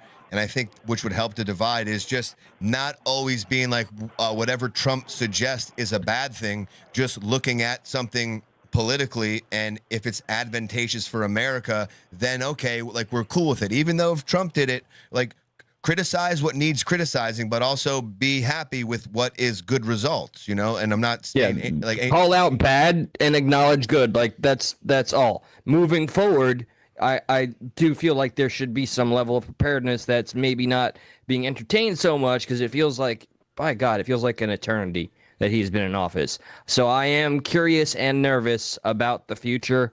So I don't know. I'll never claim to have an answer when I fucking don't.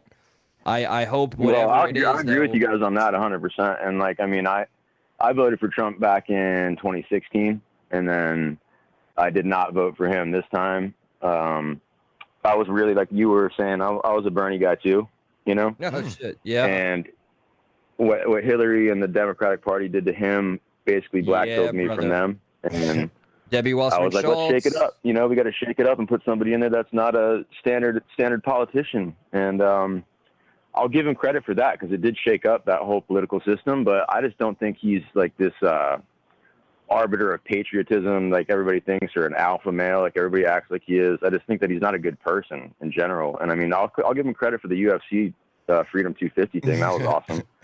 But like, he hasn't done much that I can really give him that much credit for. What about just simply like stopping the consistent like freaking families that were taking over American presidency, just like the Clintons, the Bushes? Like, he put a wrench into that momentum. At the very least, that's what he did, is he stopped this like weird like oligarchy thing going on where it's like one family or two families kind of ruling the whole like America. Like, he just, like you said. Oh yeah, I 100% agree with that, man. 100%. And they were all just recently. Every single one of the families just mentioned, the Bushes, they were all at an Obama summit. Clintons, Bushes, Biden, they were all just dick sucking circle jerking at some Obama summit. I'm glad we're past that, but I am very curious, especially now that you bring it up. Sometimes you got to hear things to even recognize it's a concern. I haven't thought enough about what the future is going to look like. That is that's something I need to ponder on. I think about it all the time, man. And honestly, like I worry because I hear a lot of people that are basically putting all their eggs in the Trump basket. And you know, I watched what he did in his first administration, and for me, man, I'm sure you guys are in the same boat. Like, I'm not some high income bracket person. I've been living paycheck to paycheck my whole life, and I've been working since I was 14 years old. I'm almost 40 now. I just got laid off of my job after 20 years because of how bad the economy's doing. I'm sorry to hear that, brother. So like, yeah, man, I don't see like the way a lot of these people on the MAGA team are basically kind of, they'll justify anything. They twist themselves into pretzels to try and justify things. And like, I've seen what the inflation happened under Biden during the COVID and stuff, and it got really high, but then he was able to bring it back down.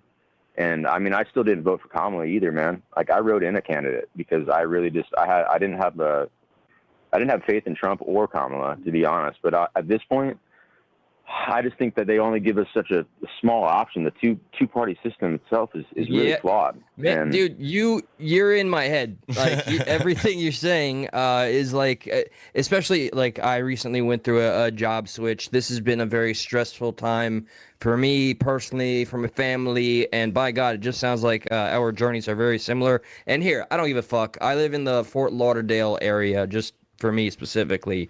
By God, so like, do you mind subscribing to my other channel so we can keep in touch? Because I feel like I just made a new best friend. Is this your channel? This your channel, or is this you got a different one? This is the channel that I want. This is where the effort goes. This is where I want everybody to give us the chance. But fuck, man, Progressive Patriot. Someone plug Eli's channel in the chat, please. Yeah. If you just type Progressive Patriot, I'll drop the link in the chat. Feel free. And then, I'll send something. I would love to actually get you on a panel or something if you're ever willing to talk about it. Yeah, I was just on a panel earlier tonight, actually, with, I don't know if you guys ever watched For Real with Mike. He's another guy. He's a MAGA host, pretty much like far right. But I've been able to talk to them, man. And I mean, I've actually registered as an NPA, in Florida. So like, I don't have a party here, and I really don't feel like there's any other choice right now, because we've tried Democrats, we've tried Republicans, and now you have MAGA, which I would consider, I mean, you can't really call MAGA conservative the way that they've blown up the deficit and how much money they're spending. So the conservative route has not worked out either. I think the only thing that we have going forward is to go for a progressive candidate and see what happens. Because like, everybody doubted Zoran Mondani and they're doubting all the other progressive candidates. Even DC just got a progressive mayor in there as well. And I mean, look what Mondani did in his first 100 days, man. Like, he's not doing anything that's for the billionaires, and he's getting a lot of flack for it, but he's helping the people in that city. I don't necessarily disagree with you, but like where I do find myself at a crossroads is just this idea, like the Democrats and the Republicans, they have, maybe we can call it a stranglehold, a death hold on the political system, to where if you vote third party, you're essentially giving that vote to the one you don't want. You know, like however they want to bullshit you as far as like the whole like, oh, well, if you don't vote, you're giving it to the. So like there is that whole side of things. And I agree with you. Like we should kind of have a third vote. But because we don't right now, I always find myself trying to figure out, okay, fuck who the person is. Let me see what policies I agree with the most. And that's kind of where I tend to go towards. Not to say they're going to follow through with them, but I just kind of, I don't care about who they are. It's more so what they're going to talk about and what they say they want to do, which again, it's all hot smoke too. I understand, but I don't know if a third party system is even viable. Like it's going to take like years. I want for it that to be happen. the answer. I do. I want that to be the answer. Yeah. But yeah, we have the same reality we're all facing, and I think a lot of the Bernie Sanders former voters, we've already felt that fucking burn. Like legit, watching what happened to Bernie Sanders is a stain on our souls forevermore. It'll never fucking go away. And on the Democrats, it's a stain on the Democrats, really, because, like, I mean, they totally screwed him out of that election. I mean, he probably would have won against Trump. Yeah, you know, and they thought Hillary was the person. They pushed Hillary so hard from the Democratic side that it pushed a lot of people that were kind of like leaning towards more independent away from them. And then, you know, there's the same thing. Like you have this establishment, like you guys were talking about, these political families that have basically taken over our government. And I mean, you can't, like, I guess the way that it is like the media is also in their pockets too. Yep, so like 100%. You see the progressive candidates, they get so much heat, dude. Like look at like Karen Bass and Nithya Raman out in LA, right? Like yep. Nithya Raman was the far progressive candidate, and she was like, you know, saying all this stuff about Spencer Pratt and all that sort of stuff, and Pratt kind of fell out of the race. And now which is very odd. The whole thing with the Spencer have Pratt as her opponent rather than Nithya Raman, because like, you know, you're talking about dividing up Democratic votes now, not just between Republican. Exactly. Now, but for whatever reason, that's how California wants to go about it. Like it doesn't matter who the top two are, that's who you get to vote for. So if the top two are both Democrats, that's who you're voting for. So you would think like at least you'd want to have a more representative choice, but we don't. Breaking news! I'm gonna piss. Oh shit. There he is. I just think the progressive thing is like, you know, it's kind of a branch underneath the Democrats right now, and they have no choice but to be that way and to have that Democratic name. But like the people that are pushing progressive values, man, the universal health care and like social safety nets, like everybody wants to hate on socialism, they call it, or the communism, and they don't even know the definitions of those two words. You know what I mean? What do you think the definitions they're of going to support socialism? Somebody that's actually acting like authoritarian right now. What's your definition of, let's say, socialism? What's your definition of that? It's when like the workers own the means of production. You know what I mean? Like it's not, and then communism would be the stateless, classless, moneyless society. So it's two totally different things, but somehow they get used in unison together with each other, and they're two opposite things. Are you against capitalism, Buster? No, I'm not against capitalism. I'm just against the way that it's set up right now, to where the wealth and income inequality gap has got bigger and bigger and larger and larger in the last. And they pushed trickle down economics back like 50 years ago, and like this doesn't work, man.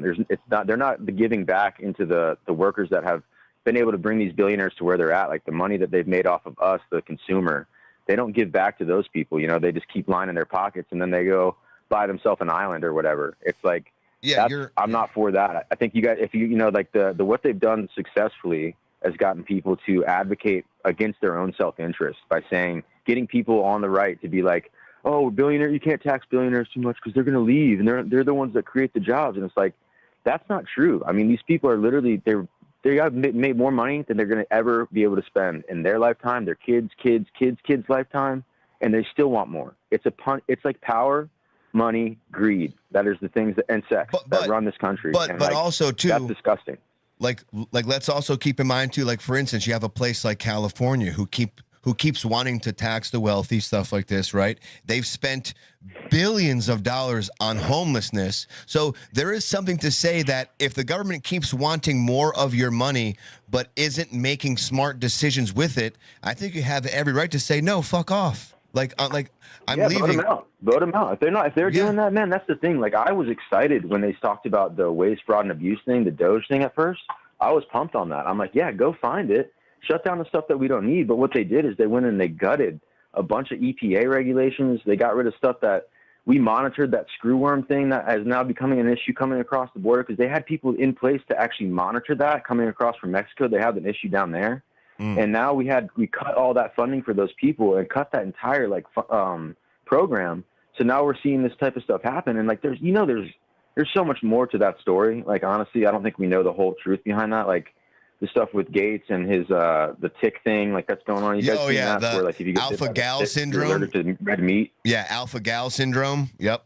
Yeah. Yeah. When do we ever get I heard Rogan talking about that too. Like, it's happening to people that, like, people know. Like, it's crazy, but it's just like, this is something that, I mean, they've even Bill Gates himself said that he thought we could, like, lower the population by like 500 million or something like that. And I just think that these rich aristocrats or whatever, oligarchs, man, they have no class. They have no political party, I should say. They're beyond party. Right. All those people at the top, the Rockefellers, the Rothschilds, all those big names, dude, they all have paid into each side. They've been giving money to both parties for decades, centuries even. And I mean, we have a political system now where, like, Citizens United is the main problem that happened, to where now money is speech, and you can basically buy an election, like they just did against Thomas Massey. Like, that's the biggest dollar amount spent in a primary election ever. And that's because the Israel lobby didn't want him to get in because he was against it. And then you saw what he did right after he figured out he's going to not be there anymore. He went, talked about the USS Liberty. And that's something that should have been brought up in Congress and discussed long ago, but, like, nobody talks about it. And that's something that, I mean, we have to really grapple with, because all the APAC track, if you guys follow that, do you keep up with how many people are taking the APAC money? Eli, you got Congress something? and the Senate? Well, I will just acknowledge I don't want AIPAC's money to be influencing politics. This is something that I am forced to visit very often. Does it make sense? And I don't want to be throwing this conversation off any course. I acknowledge all the families' names that you brought up. I wish when Trump ran on draining the swamp that he would have maybe done it a little bit more literally. But do you acknowledge, like, there is there a difference to you regarding Zionism and what's the other fucking thing? Yeah, like, Judaism. Israel's right to Judaism. exist. Yeah. And then There's definitely a difference, man. I don't lump all Judaism and all people that are Jews into the Zionism thing. Like, and the AIPAC used to be something called, like, the American Zionist Party or something like that. And that was back when JFK was there, and he tried to get them to register under FARA, and they didn't. True. And then they're still not registered under FARA, which is crazy. Yeah, correct. Like, I don't want their influence, their strings, I don't want their interest to any longer be always universally ours. I want them to prosper on their own merits. I don't mind being their ally, and I do have maybe some unmitigated fears about, like, Islam. And all that, and the money from Qatar, and the influencers that are being birthed from that. So I keep my eye on everything, and when it comes to saying America first, I try to be as literal with that as possible.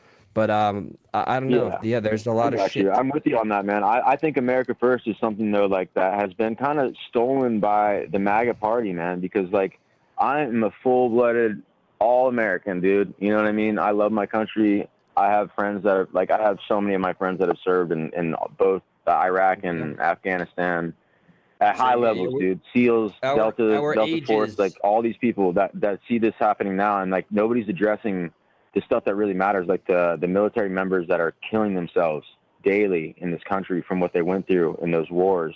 And then here we are and starting another quagmire. And I mean, I know Trump wants to get out of it before the midterms, because I'm sure he's getting pressure from all the Republicans, but I mean, there's a lot of Republicans who want him to continue too, though. There's a lot of Republicans who want the fucking endless war. Like, there's a lot of Republicans they probably get money from the freaking military industrial complex. And they get money from Israel. Like Israel has a big Yeah, and that's part the thing, in dude. the Iran war. You know how many people in the Senate and in the Congress are dual citizens? Yeah, Too much. I hear about that often, and I no longer pretend to have all the fucking answers. The answer for me is not to always blindly defend something, because I wear the Star of David because I love my grandma, who wasn't even a practicing Jew, but I wouldn't be here if she wasn't here. So for me, this is not a fucking political statement. It's just I wear this I out get of you, honor man. and I'm love. with you on that 100%. I have Jewish friends. I'm not ever going to denounce Jewish religion, and I hate people that can capitulate the same for them like that as Zionism. And I mean the Israelis that are there in government right now, the BBs and stuff, dude. Those guys are not. That's not even their real name. They're from like Russia. Buster, can I ask you, as far as Zionism goes, as far as the definition goes, do you think the Jewish people have a right to their own state? Absolutely, but I mean, they're Jewish people that live there that aren't believers into Zionism, like, you know, that actually just follow Judaism for what it is. They don't agree with Zionism either. But what do you think Zionism is? Just curious. I honestly think it's kind of like it's imperialist. It's a we're better than them sort of religion that they basically created to be. I hate to say it, dude, but I mean, they're kind of acting like fascists. Like they're committing genocide on people. Is there people a are way, afraid to say that, which they shouldn't be able to do that. Is there a way that definition was captured and put out with propaganda from, like, let's say, the Muslim side of things? Because what a lot of people recognize Zionism to be is just like essentially a Jewish nationalist. This is our, like, we want Israel to be our home state. Now a lot of people are saying essentially Zionism is like colonialism. Like you're saying fascism. We're going to take over this, take over that. So I mean, like, that's where. Well, what are they doing though right now? That's the thing. Like, what did they just do in Palestine, and what are they trying to do in Lebanon right now? What about all the stuff they said about human shields and getting Hamas, and they just ended up flattening an entire city, dude? Like, there's like just no way to slice it where it's just it's not like Jewish. I guess I don't know. I don't even want to say that. It's not, because I don't think they don't even allow like DNA tests there, dude. Because a lot of those guys aren't actually descendants of Abraham the way they say they are. You know, it's like. So do you think Israel is always the aggressor? Journalism in there while there was going on in Gaza and now Lebanon thing, dude, that's going to probably mess up Trump's whole 60-day ceasefire, because I guarantee you Bibi's not going to be able to hold his gun on trying to fire back on them, you know, because like they're in a full-on, they want to take over Lebanon and they want to get as much land as possible. So they're out there in doing expansionism, and like, they're all right to have their own place. Like, that's their own spot. You have it. Nobody's denying that. What has Israel expanded to right now? Because as far as the past 60 years goes, Israel has already given up a piece of land that is the size of current day Israel to a different Muslim sect. So like, if they are expanding, where have they expanded outside of Israel and minus the whole Gaza thing? Because like, I don't really know how to parse that, to be honest with you. I'm being 100% honest. I don't know. Like, do you think Israel is always the aggressor in this situation? Is there any fault to the Palestinian government? Is there any fault to to that side of things? Like, because I know Jewish and Muslim people, like, they don't get along. They don't get along. I mean, that's kind of a propaganda thing too, though, man. Because like, from what I've seen and what I've learned about what Bibi was doing with Hamas, he was funding Hamas, dude, to create the government. That's true. He was propping them up for years. But that's kind of like what America, I'm not saying good or bad, but I'm just, as an example, it's like fighting like a proxy war, or like funding somebody. You can then, like, when America was funding the Taliban to fight Russia, and then years later, the same Taliban ended up fighting us with our own weapons that we gave them to fight Russia. So it's like everyone tries. Yeah, no, 100%, dude. We did some crazy stuff in Iran too, back in the 50s or whatever, when we took out their leader and installed the Shah. Yep, and we fought and that. They had a revolution, and that was insane. And people are reaching back to that like that was a justification for what we just did now. But it's like, bro, we set that whole thing up, and they revolted after like 20, 30 years of having an installed government that we put in place, a puppet government, and they hated the guy. The guy that we installed was cruel. Like, he was just like a disgusting human being. Yeah, like, and we did that. The CIA and the British intelligence did that. We set that up, and then they revolted. Yeah. And you seen the movie Argo? Yes. Oh yeah. Yeah. Great film. Argo, fuck yourself. That's yeah. It took Ben Affleck a while to make that movie, but yeah, it's a great. You had to wait for it to be unclassified. Yeah. Right. Yeah. Yeah, there's and there was like some like funding stuff going on there too, with like studios didn't want to fund it, so he had to pay for it all himself, and then they didn't want to fucking distribute it, shit like that. So it was a whole fucking mess. It didn't get much play, honestly. When it came out, it didn't get much play, but a lot of people that have seen it since, dude, I recommend anybody that hasn't seen it to go watch that, because it would give you a lot more understanding as to what happened back then in that Iran revolution and the whole embassy situation, dude, you know? And I mean, here's the thing. Iran, I'm not saying that they're squeaky clean or anything like that, but like we're set to get a certain set of facts or a certain set of news over here, and then they get their own over there. But like we went into this war with this intention of regime change or denuclearization, and we had just bombed them like 6 months prior with Midnight Hammer, and everything was supposedly obliterated, even according to the DNI, Tulsi Gabbard. Can you have bad intelligence though? Hearing about it. Can you have bad intelligence? Like, could they have been wrong on that, saying everything was destroyed? Could they have been wrong on that? Could they have been lying on that? Do you believe our U.S. intelligence on everything else? No, not at all. No, I believe after Obama took the Mund Act away, where we can essentially propagandize our own citizens now, I don't believe anything the government tells us, to be quite honest with you. I get you there, dude. I mean, what they did to Snowden back in the day when he released all the stuff that happened after the Patriot Act, that was pretty appalling. And disconcerting. I mean, I don't think that you can say that Obama was like just squeaky clean either. Honestly, the stuff he did with the drone attacks and stuff is just horrible, man. But like, it's just, we have this fight against like truth in this country right now, and I can't stand it, because I see things that happen in the news, videos that come across, man, and like people will watch it and see two totally different versions of it. And I don't know how that is. I really don't understand. Like, what's the purpose of twisting yourself into a pretzel to justify something like the shooting of Alex Preddy, or like the Renee Good thing, like, or the guy that got shipped to CCOT in El Salvador and he was an American citizen and Trump still didn't let him come back. Like, there's all these things that we did that I mean, dude, we don't even know half of it. I definitely gotta push back on the Renee Good thing. The Alex Preddy thing is kind of like a little like situational too. But when ICE is at your city and your police force, who is supposed to be there to do crowd control, decides to stand down, and now ICE is left to do their own crowd control because the local police force essentially wanted to fuck you, or just kind of be like, no, you're like we're staying down. Like, unfortunately, I don't expect ICE to be good at crowd control, and that was a result of a negligent move from the local police, is to not be involved in a situation like that. Then they're allowing somebody like Renee Good to gas her car forward, and you leave an officer no choice. I'm not for cops. I've gone over. Yeah, I'm sorry, man. I'm sorry, but you can't. I mean, the thing is like, there's rules of engagement and use of deadly force, right? Like, the guy was already outside the front of the car, and the car is deadly force. And the car is deadly force when the wheels are turned towards you. But he wasn't in immediate danger of death, man. How do you know? Literally outside the way of the car. Because I've seen the video. But car hood. But that's what I'm saying, though, is like, yes, we've seen the video, we've seen the bird's eye angle. Gotcha. The guy in the moment doesn't have the luxury of having the bird's eye angle. He sees a car gunning at him, and they have, you know. I got a question though. Did he lie about how his injuries afterward? He said he got touched by the car. I saw footage. Like, I don't think he got like really hit that hard by the car, but the car was going. They said they rushed him to the hospital. They said immediately after that. They said they had to rush him to the hospital. I didn't hear that being factual. Yeah, I didn't hear that part being factual. But also too, why, it's like, yeah, I don't know, man. I don't want to. Okay, well, I felt we had. I don't want to go down that rabbit hole. Yeah, honestly, it's a tragic situation. I think you and I can both agree on that, right? It's just a tragic situation. Yeah, that's exactly. I think you're right about ICE not being great at crowd control either. And I mean, I swear, I don't know if you guys watch the live stuff that happens, like even right at the Delaney ICE detention center right now, in New Jersey. Yep. But man, I've been watching those lives.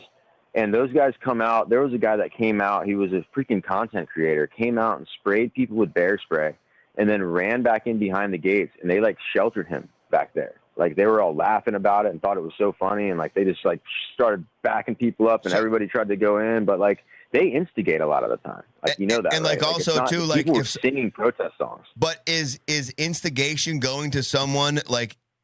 if a group of people are protesting, what I see all the time, and maybe this is not what happened here, but if someone goes to a bunch of protesters and asks them questions that they don't like, they call that instigating.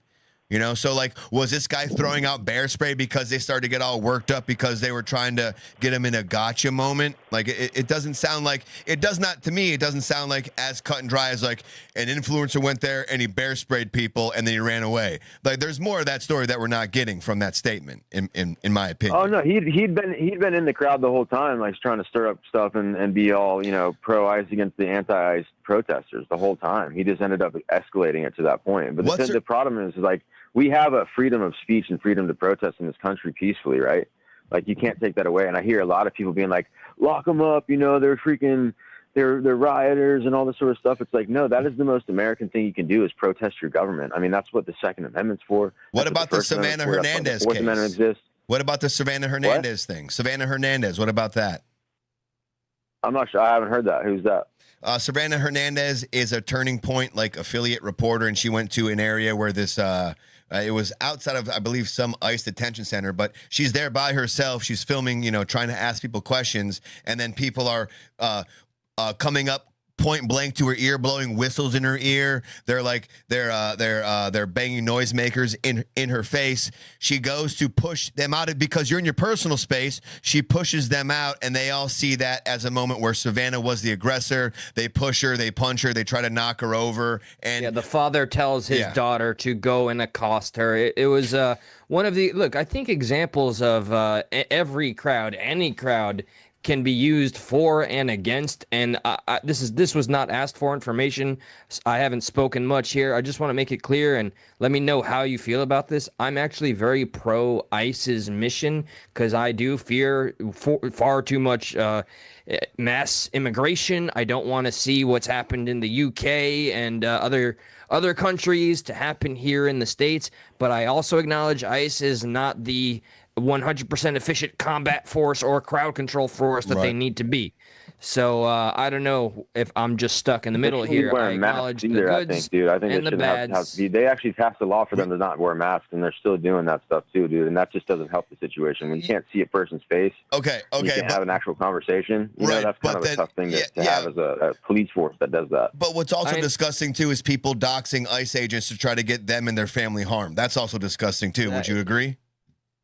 Yeah, for sure. I'm saying this is the thing though. Like, I can condemn that on either side, and this is my point though. Like, everybody. But you did focus on one side though. But when they do something wrong, then it's like, okay, well, were they right for doing it? Like, it's just like you can go around in a circle with this. Yeah. There's a lot of anecdotal evidence on both sides, right? Like, but the overall thing to me is like, yes, we need ICE to actually round up people that have committed crimes in this country. We should get rid of the sanctuary city thing.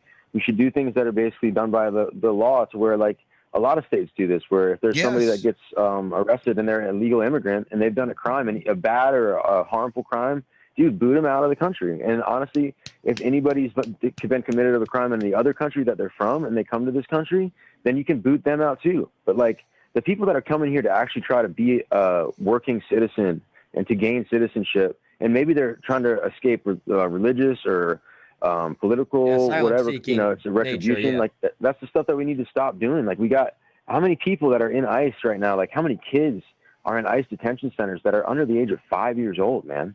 Like, that's just insane to me.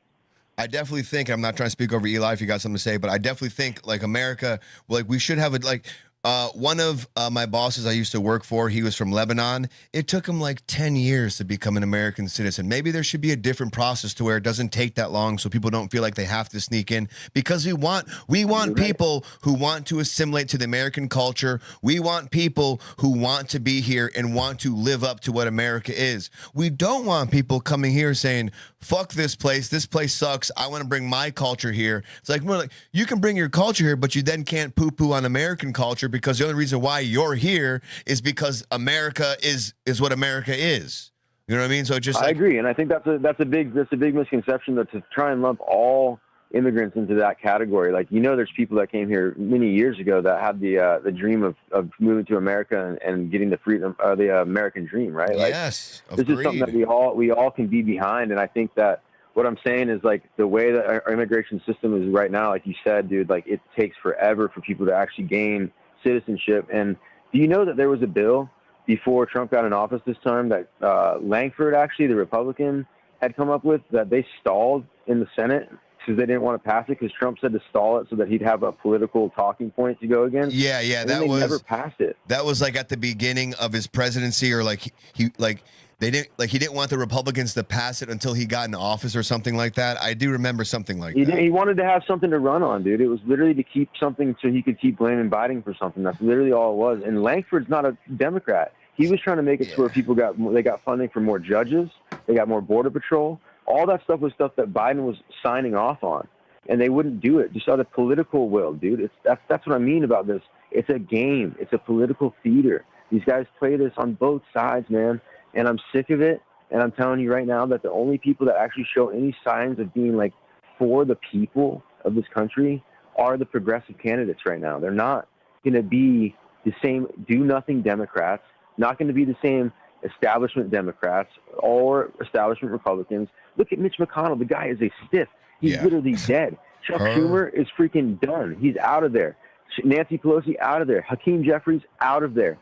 Cory Booker out of there. All these people that I'm saying on both sides of the aisle deserve to be gone. Oh, freaking Lindsey Graham too, by the way. That guy is goodbye. Yep. And like, Yeah, I think. That's I can't believe how much that guy swaps sides, dude, with his rhetoric. It's mind blowing.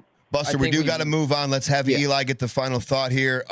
Simply put, I think we all universally agree. Like at this point, we've been wanting term limits, and it's sad. It's still just a fucking talking point that people can run on.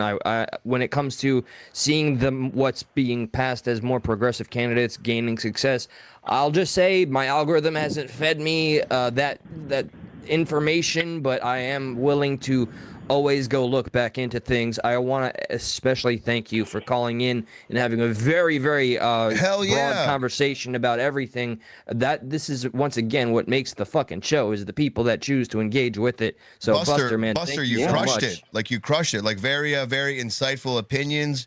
Didn't get emotional, and like there's a lot of things we agree with. We could probably go in circles, like you said, about the things we disagree with, but at the end of the day, we kind of agree on the themes of things. So, dude, thank you so much for calling in, Buster, man. 100%, man. You guys are doing the right thing. I just one more thing I'd just like to say is that, like, you know, people, once we devolve away and slip back into an echo chamber and never look outside of that, and it starts to stop speaking, that's when it devolves to violence, man. And like, everybody's on such an edge right now. I hate to see it, and I'd love to see people actually unite around a common cause. And it's not Donald Trump. It's not going to be Biden or establishment Democrat. You guys, like, you guys know that too. I know in your hearts you guys understand that. Of course, it's just a matter of finding people that we should support as a whole, you know? Yeah, sometimes you can unite around an idea and not a person. Like, sometimes people can unite around the idea of not liking Trump. They don't like the country doesn't have to come together by uniting with Trump. They can come together by uniting, like, hey, we don't like this guy or like that guy. So there's many opportunities where we could go. TDS can work both ways. You can just end up hating someone so much that you lose your sense of self, or support somebody so much that you also one and the same as the other. Yeah. So thank you, Buster. Dude. People get blindsided by their love for some politicians. I don't love any politician right now. I'll tell you that, dude. I don't care who they are. I don't love them. Until they start showing me that they're going to work for me, I'm not going to love them, you know? Hell yeah, Buster. Dude, thank you so much for calling, man. We appreciate you. Please feel free to call back. Subscribe if you haven't. That way you know when we go on next time, and you can give your opinion again, because this was great. A great conversation, man. Thank you so much. We'd love to have you back on. Take care, brother. Absolutely, guys. We'll do. Thank you, Buster. All right, peace. Buster, wow, what? This is like one of the pinnacle nights of calls. All right, we still got about 200 of you hanging out. Thank you so much. Please hit that like and subscribe button if you have not yet. That way you can find some more of these conversations going on. We appreciate you. Thanks for hanging out. This has been very refreshing, especially given that, you know, transparency on my side, didn't know how it was going to go, but when we have people that are engaged and at least have conviction on what they're talking about, we have something that we can make out of it. So thank you. Agreeing or disagreeing, thank you for just agreeing to engage and be a part of the conversation. That makes you a captain of this very ship that is the show. I mean, so at this point, do we just want to move on? Like, do you want to? Are we glossing over the Metcalf stuff, or do you want to get to the JD stuff? Like you know, like I think we could gloss over, and people feel free to clip me up and the same old shit with what I said, what happened in the movies. I'm waiting for my cancel culture cease and desist. Let's hit the JD Vance rounds because I stand to learn. I want to know what the fuck did JD Vance say that made Cenk Uygur of all people celebrate him, and what is he also right now? It just seems he's one on both sides of the spectrum, which is a rarity, and that sounds like a stuck in the middle special. so. These are going to come in no specific order, but as far as we know, and as far as maybe some of you out there know, there is an opinion going around that essentially the war with Iran, if you want to call it a war, is no better than what Obama did. Why didn't you walk? Huh? Why didn't you walk? Did I say run? You said Iran. Like, why didn't you walk instead? Son of a bitch! I knew I said something. Like I knew exactly what you did. I was like, what did I say? I like when I catch you off. Hey, oh, you got me. What's up, Eve, Tammy, Seafowls? The squad is here. David, TZ, everybody. Eli, you're every fired. name. Eli, I you're haven't fired. mentioned- Yeah, we covered. You're fired. You're Craig fired. The Hunter. What a bone I have to pick with you, and then beat you over the head with it. God bless you, no man. They got so All upset up, all about that. So just a little juxtaposition between the two deals as far as what Trump did, as far as what Obama did. So it says one is, and this is from ABC. This is not necessary. Like we're kind of prefacing to get to the JD Vance stuff to give a little hindsight as to why JD Vance is going on the record and saying some of these things, because there is an idea going around that America is about to give Iran $300 billion. One of the first things it says one is a nuclear deal, the other is not. The first thing to note is that the JCPOA was a finalized agreement to limit Iran's nuclear program in exchange for sanctions relief, organized between Iran, the U.S., China, Russia, France, the U.K., Germany, and the European Union. Whereas Trump does not yet have a final nuclear agreement. But it's not Friday yet, ABC. He struck the MOU to end the current war, commit to future nuclear negotiations, and for Iran to reopen the strait. So there's a difference. One, they're saying is diplomacy and not war. Let me go pull this up so we can actually see what I'm talking about. My bad. I mean, it's going on. It says perhaps the biggest difference is how each administration got their agreements. The Obama administration engaged in a tedious 20-month-long diplomatic negotiation. The Trump administration tried for months on a diplomatic path, but ultimately decided the threat from Iran was too acute, and that's when they started to bomb Iran's nuclear facilities. So they're trying to say, see, one was perfectly diplomatic, and Trump just wanted to go bomb happy. Okay, so that's the optic, or that's the narrative that's being sprayed, or is that how it is? And there's one more. It says, so sanctions relief. It says both deals provide significant financial relief for Iran, but the biggest difference between the deals is what the world got in exchange for that relief. The JCPOA unfroze tens of billions of Iranian monies held overseas and lifted crippling economic sanctions. It says in exchange, I'm trying to get to the Trump part. The Trump MOU, on the other hand, here's a big contention, also lifted oil restrictions and promised to help create $300 billion in reconstruction to fund Iran with regional partners. So they're saying Trump promised Iran $300 billion, essentially. It's like, oh, yeah, that sounds bad. That sounds like we lost, right? That would sound like more than a capitulation, like a total L, the way it's reported. And then last but not least, selling the deal when Obama announced the JCPOA 11 years ago, he called it the strongest non-proliferation agreement ever negotiated. He acknowledges concerns of critics and noted that Iran would get billions in sanctions. He also acknowledged that some preferred war over surgical strikes over his deal. He argued his deal wasn't perfect, but was the best option. Whereas speaking after the G7 summit in France on Wednesday, Trump also praised his own deal, saying it achieved everything we set out to accomplish and more. But he also admitted he needed to make the deal to avoid economic catastrophe. After claiming for months that Iran had no cards to play, he conceded that the economic pain resulting from the oil crisis was too risky. So they're saying, oh, look, Obama. Like, so it's all just like Trump bad. It's just Trump bad. Trump bad. Yeah, typical. It's there's no shock here. Not a breaking news bit whatsoever. No, So, okay. no. So JD Vance was making the rounds, and I felt obliged. I felt it'd be on us to kind of go over some of the points he was talking about because we have not heard mainstream media news reiterate some of these points. We just hear how good Iran is getting it, and we don't hear what they have to give to get it. It's just, oh, look at that. We lost. So JD Vance, let me guess, he gets put in a situation where it's almost a fucking in short gotcha, but he fleshes it out regardless. Yeah, I'm going in no specific order. I think this one is he's explaining here what the deal. So the second one will be the gotcha. This one is he's explaining what the deal does and why the framework, why we don't know what is in this agreement, why it's not public yet. So this is just like a minute or so. As President Trump meets with world leaders at the G7 summit, there's a lot we don't know, including what happens if the deal falls apart. Well, this morning, the president said, quote, if I don't like it, we'll go right back to dropping bombs.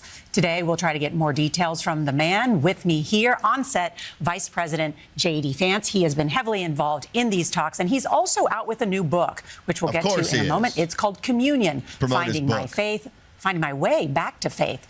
Vice President Vance, good morning. So good to have you. Good morning. Thanks for having me. Let's get right to the news of the day. You know what's interesting, too? It's like the only reason why they want him on is because he's promoting something, not to act like CBS probably got like, hey, have JD on, like his publicist calls. They don't want him on to really talk about the Iran war. No, this is the transactional quid pro quo This is the way it's been for a long time. Yep. So listen to how he handles himself. So there's like 4 clips in total here. They're all not that long. Back to faith. Vice President Vance, good morning. So good to have you. Good morning. Thanks for having me. Let's get right to the news of the day, that potential deal with Tehran. The president says he wants to put this war in the rearview mirror, and yet this framework remains silent. Why not allow the world to see whatever this deal is that you signed? Yeah, so there are some, frankly, diplomatic protocols that I don't fully understand. The Qataris and the Pakistanis who have been helpful in mediating this agreement with the Iranians, they've asked us not to release the full text for a little while. So do you think she knows that? Like, that's okay. So this deal that we've made, it's not just between the U.S. and Iran. There are other countries involved, and some of the other countries don't want that deal released yet. Like, do they really not know that? Yeah, I'd be shocked if she didn't. I mean, again, it wouldn't surprise me because either here's most likely the case, fucking willfully ignorant in this very situation. I think she knows her homework, and she was hoping he wouldn't have this answer polished out and ready. Right. Heard. We'll go a little more. It'll come out at the latest on Friday. We're actually trying to push them to get it out today because we want to tell the American people what's in this deal. It's fundamentally a good deal for the American people, but it's also very simple, and I've also seen some misrepresentations about it. So in short, what it does is it opens the Strait of Hormuz immediately. This is why you see oil prices down in the 70s from a high in the 120s, is because you're seeing the Strait already open its traffic to the flow of oil and gas. It also provides a framework whereby if the Iranians give us what we need on stopping the funding of terrorism, on no longer pursuing a nuclear weapon, then they can get some benefits, be reinvited into the world economy. And when I say benefits, I'm talking about sanctions relief on their economy. We've destroyed their nuclear program, but one of the things the president is trying to do is give them the incentive not to try to rebuild that program for the long haul so that it's not just us. We don't have to worry about Iran having a nuclear weapon for the next couple of years, but for the next generation, that generation doesn't have to worry about it either. So there's his idea on what the deal does and some of the framework. We don't have to worry about Iran having a nuclear weapon for the next, decade, he said? Well, he's saying, like, right now, like, while we're in office, you don't got to worry about it. But the deal we're trying to make is so we don't got to worry about it for a longer time than just while we're here. Okay, bet. Because aside from the Strait of Hormuz, or the Gaze of Hormuz, as we like to say, he just nullified, like, why this conflict should even be ongoing. What do you mean? If we really don't have the concerns about the nuclear weaponry, I'm saying, weaponry. Yeah. Meaning in this deal we wouldn't have the concern. We're saying the only way if the deal's proposed, it goes through. Okay. So they're saying like right now we don't got to worry about it because we're in charge and we say we're going to bomb the fuck out of them. But if another country comes in, or I'm sorry, another president comes in and is like, we want to make a deal. We want to make sure we have something that kind of is like, do I say retroactive? That kind of, not retroactive, but proactive. Like it goes in the future. Yeah. Okay. I remember the last time I asked a lady out on a date and she was considering it. I was like, look, if you don't go on this date with me, I'm going to drop, like, I'm going to destroy your home. I'm going to drop a bunch of bombs on you. That's very proactive of you. In a good way. I'm a proactive gentleman. Thank you. Or dare I say provocative? I don't know which one. Both. She took to it, and we're together to this day. Thank you. And she's still got a house that's standing. Lucky her. Yeah. I'm allegedly. Sure. Yeah. You're on thin ice, though. You say something smart, though. I'll tell you, I launched a few of those motherfuckers. Not a fan of the star David, though. I'll tell you that. Oh, not a good look. Not a good look. I want to now go on to play you now. So now he goes on CBS, and CBS tries to get him in a gotcha moment. They're like, all right, look, not the coveted Okay. Completely bullshit station. Not that one. Not CBS, right? Completely Bring bullshit. it on. So they try to do like truth or dare. I'm joking, like true or false. And like, well, this question is not a true or false question, asshole. And he does a good job by saying asshole, but very like diplomatically. Oh, good. Yes. Okay. And this hopefully, I think this one will explain where the $300 billion comes from. Walk through some of this. The Iranians are saying that they're going to have access to a $300 billion reconstruction fund. True or false? Well, Ed, that's the sort of thing they could have access to, funded by the Gulf Coast Coalition, so long as they honor. By the Gulf Coast Coalition, not America. Like, I think America will unfreeze like 30 million or like 300 million. I forget. We're unfreezing something for them, but has nothing to do with the $300 billion they're being promised if they follow this certain, set of skills I got here, Liam Neeson style. Right. Okay. Yeah, and that's what they were leaning in heavy on, right? Like Iran was embellishing or just cherry picking. Yeah. They're like, look at us. We got 300 billion. And like all the left are like, see, they got 300 billion. It's a shit deal. We're getting fucked. Fuck these guys. Okay. Yeah. Gulf Coast Coalition, so long as they honor their end of the obligation. I think that one of the things you're going to see, Ed, and people have to be skeptical of this, is that the hardliners in the Iranian system will overemphasize the benefits that Iran gets while underemphasizing all the things that they have to concede and all the things that overemphasize the benefits, but underemphasize the things they have to concede to get those benefits.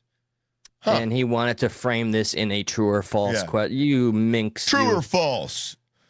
I'm like, no, man, it's not a true or false. You're a dickhead. All the things that they have to concede and all the things they have to provide in order to get these benefits. So we absolutely are open to the Gulf Coast countries investing in the reconstruction of Iran, but only if Iran ends their nuclear program, ends their enriched stockpile of material, and is really open to an inspections and enforcement regime that gives the American people confidence they're never going to have a nuclear weapon. So I think the dance you're going to see, Ed, which is going to be interesting, is the Iranian media, especially the hardline media, they're going to talk a lot about what they get without talking about what they give.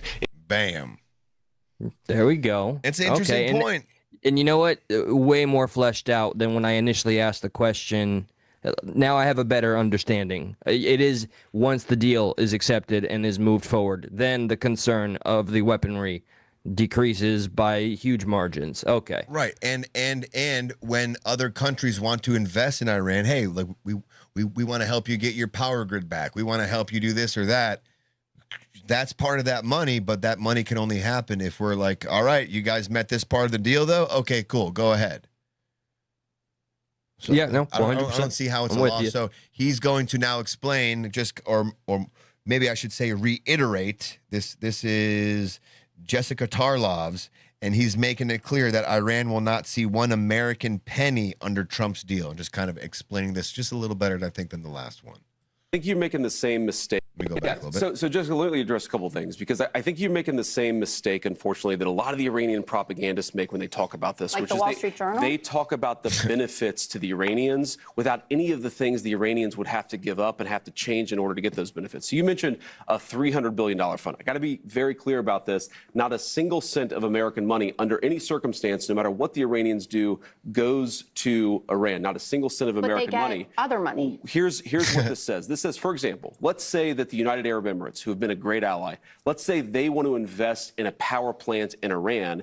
What this deal provides is that if the Iranians have done everything we require them to do, then we will allow the United Arab Emirates to do that. Because they can't do that right now without American approval. So we're fundamentally saying if the Iranians transform how they interact with the world, we will transform how the world economy interacts with Iran.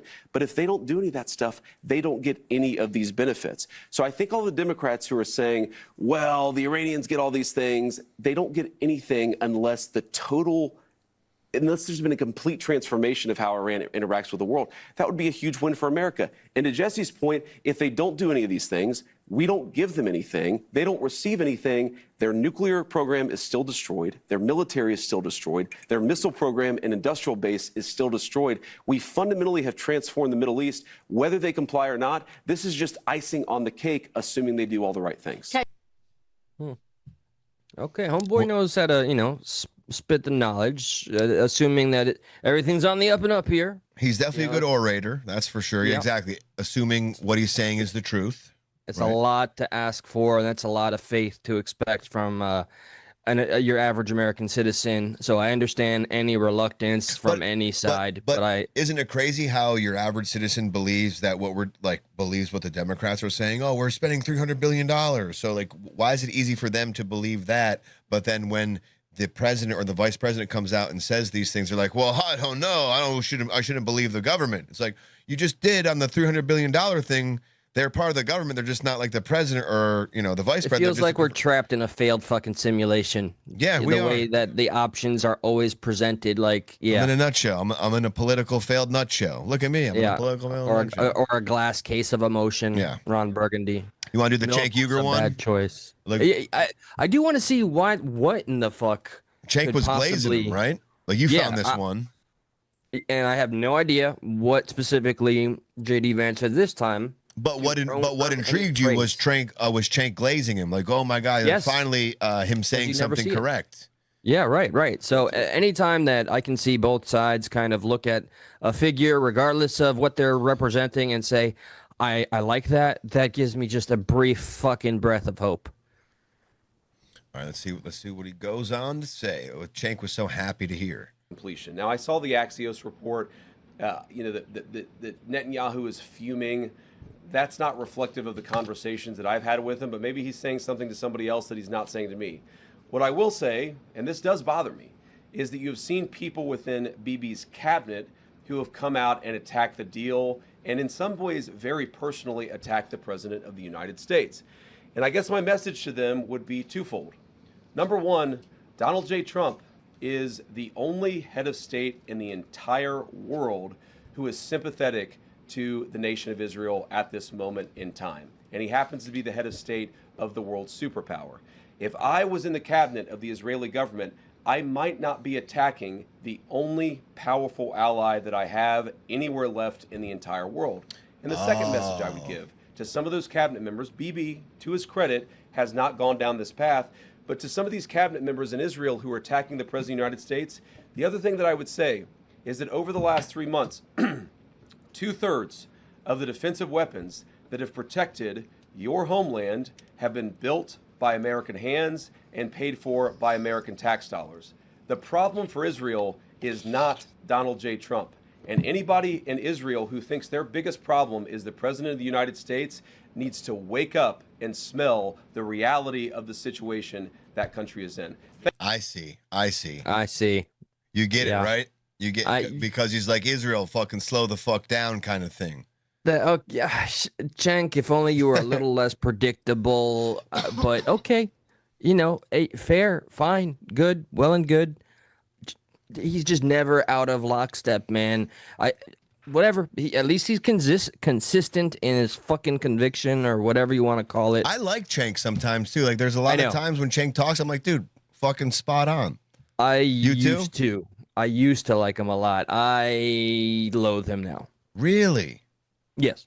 While we're on this, I want to play Adam Carolla doing the both sides nonsense. Just talking about both sides, and really, we've been talking about left and right, and talking about how people see the Iran deal, how people don't see the Iran deal. We've been going through kind of like the whole racial side of things, the whole political side of things. So apparently, this video has been going quite viral on X, and it's just Adam Carolla addressing this idea that, both sides have this problem, and apparently, from his point of view, that's not the case.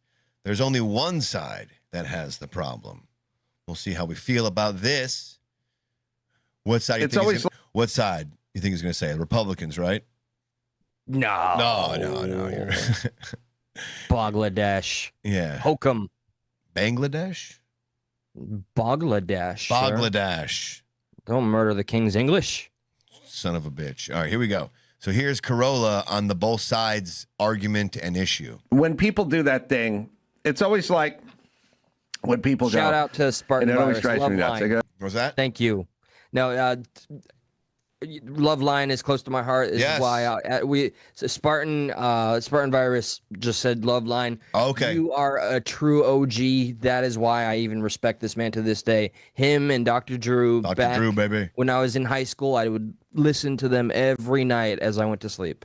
All right. Adam Carolla, the man. I know, CNN, they got their agenda, but hey, Fox got an agenda too. Fox, they're both doing their thing. I go, okay, let's check their batting average on COVID, because CNN fucking lied about everything and was wrong about everything, and Fox was right about everything, and CNN was wrong about it. Should we go with Hunter Biden's laptop? Should we go with Joe Biden being senile? Let's pick a subject. And we'll figure out who's. Well, they're both saying something different, and they both have an agenda. But one side is wrong all the time and lying, and the other side has a much higher batting average. And so you can go, people do that. Republican, Democrat, they're all bad. The Democrats are batshit crazy. Right. You couldn't have said this during Bill Clinton's time, but now you can. And so you go, I don't like this whataboutism. Like they're both. Right. One side is pushing hard for transgender kids, right, and wants to overregulate and tax your fucking life. And once Elon Musk dead, and basically, and the other side wants lower taxes, and they want to own guns, and they want the government to leave them alone. And so they have more police on the streets. Yes. Fuck you with all this shit, and I don't want my kid getting trans, and I don't want trans story hour at the local library. No, one side is not clinically insane. Right. They have their foibles. You may disagree with Iran or certain policies or foreign policy, but they're not batshit fucking crazy and ruining everything at the same time. The right did not ruin Los Angeles and California. The right didn't ruin Seattle. It didn't ruin Chicago. It didn't ruin Portland. The right didn't ruin. That's probably the most strongest argument he's had thus far. For some time, he hasn't gone that hard in on one side. But just like pointing out the cities that were destroyed, the right didn't destroy these cities.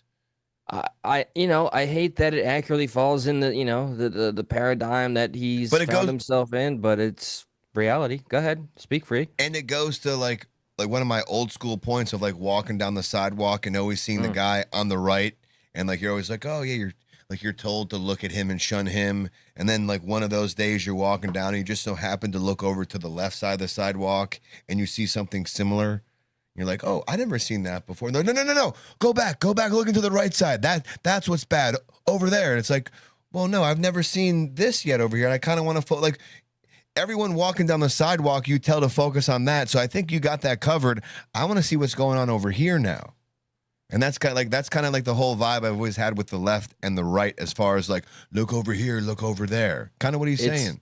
Been consistent, and we'd never get a shortage of people that are very offended if the shoe fits, whatever the case, or absolutely represent your side of the PR of the statement. But I personally found that to be the case when I advocated on that side for a very, very long time. Sadly. Yeah. All right. Not much more. anything. The left ruins shit. So stop being so magnanimous and I'm against all politicians. Yeah. No, They're all corrupt. Defund the police is a shit idea that gets people killed. Fund the police is a good idea that saves more lives. True. And abolish ICE is a batshit crazy idea too. And rounding up criminal felons is a good idea. So fuck off. Adam Carolla, everyone. I will concede to, Fox has never been 100% right about anything. I don't think But that's missing the forest for the trees. I got you. Yes. No. Gotcha. I'm like specifically though. I mean, like I think he started with reference to COVID. Then that's what he was talking about. Yes. Within that context, I do believe he was absolutely correct in his assertion that. And he kept saying batting average. He didn't say perfect, but he said one was more correct than the other. So we're not saying one is the and like by all means, they have never been the full freaking savior of the truth, Fox News. But during COVID and in recent times with the whole Trump thing going on, you could turn to them, unfortunately, for like, that seems logical. That seems rational. Like, no, you're not allowed to think logical or rational. It needs to be scary, and you need to be scared of COVID. Just within that particular purview, like we all like lived said, it. The batting like average you can't is lie a to little us. Like you can't lie to us. Like we lived it. Like you remember the the scare tactics going on. We remember it well. And it's amazing how deep we all allowed ourselves to go against each other. In the name of the greater good. Never fucking again. We went deep. Can I play you maybe like 2 quick news palate cleansers? Like they involve we've done good up in this bitch. We've done bummer news with animals, but this is actually like the opposite of bummer news. This is like happy news. Thank God. Yes, I know. I'm sorry. So you're gonna chase away every person that's ever tuned in with that bummer news animal segment shit. Some positive animal shit. Bring it on. What's up, Eve, darling? What's up, Tech? I love bummer news. Please, I gotta do the thing. Yes, please do it. Feel free, guys, to keep the conversation going, and especially to maintain the motivation and the energy that we had on the beginning throughout the majority of the show, to celebrate conversation, to represent all opinions on the market within the marketplace of ideas. Please just give it a shot. Hit the subscribe button. Hit the notifications on, because sometimes the algorithm can be a dangerous thing. So hit the like button, and after the case, when we're no longer live, leave a random comment of any flavor, and I promise I'll respond to every single thing.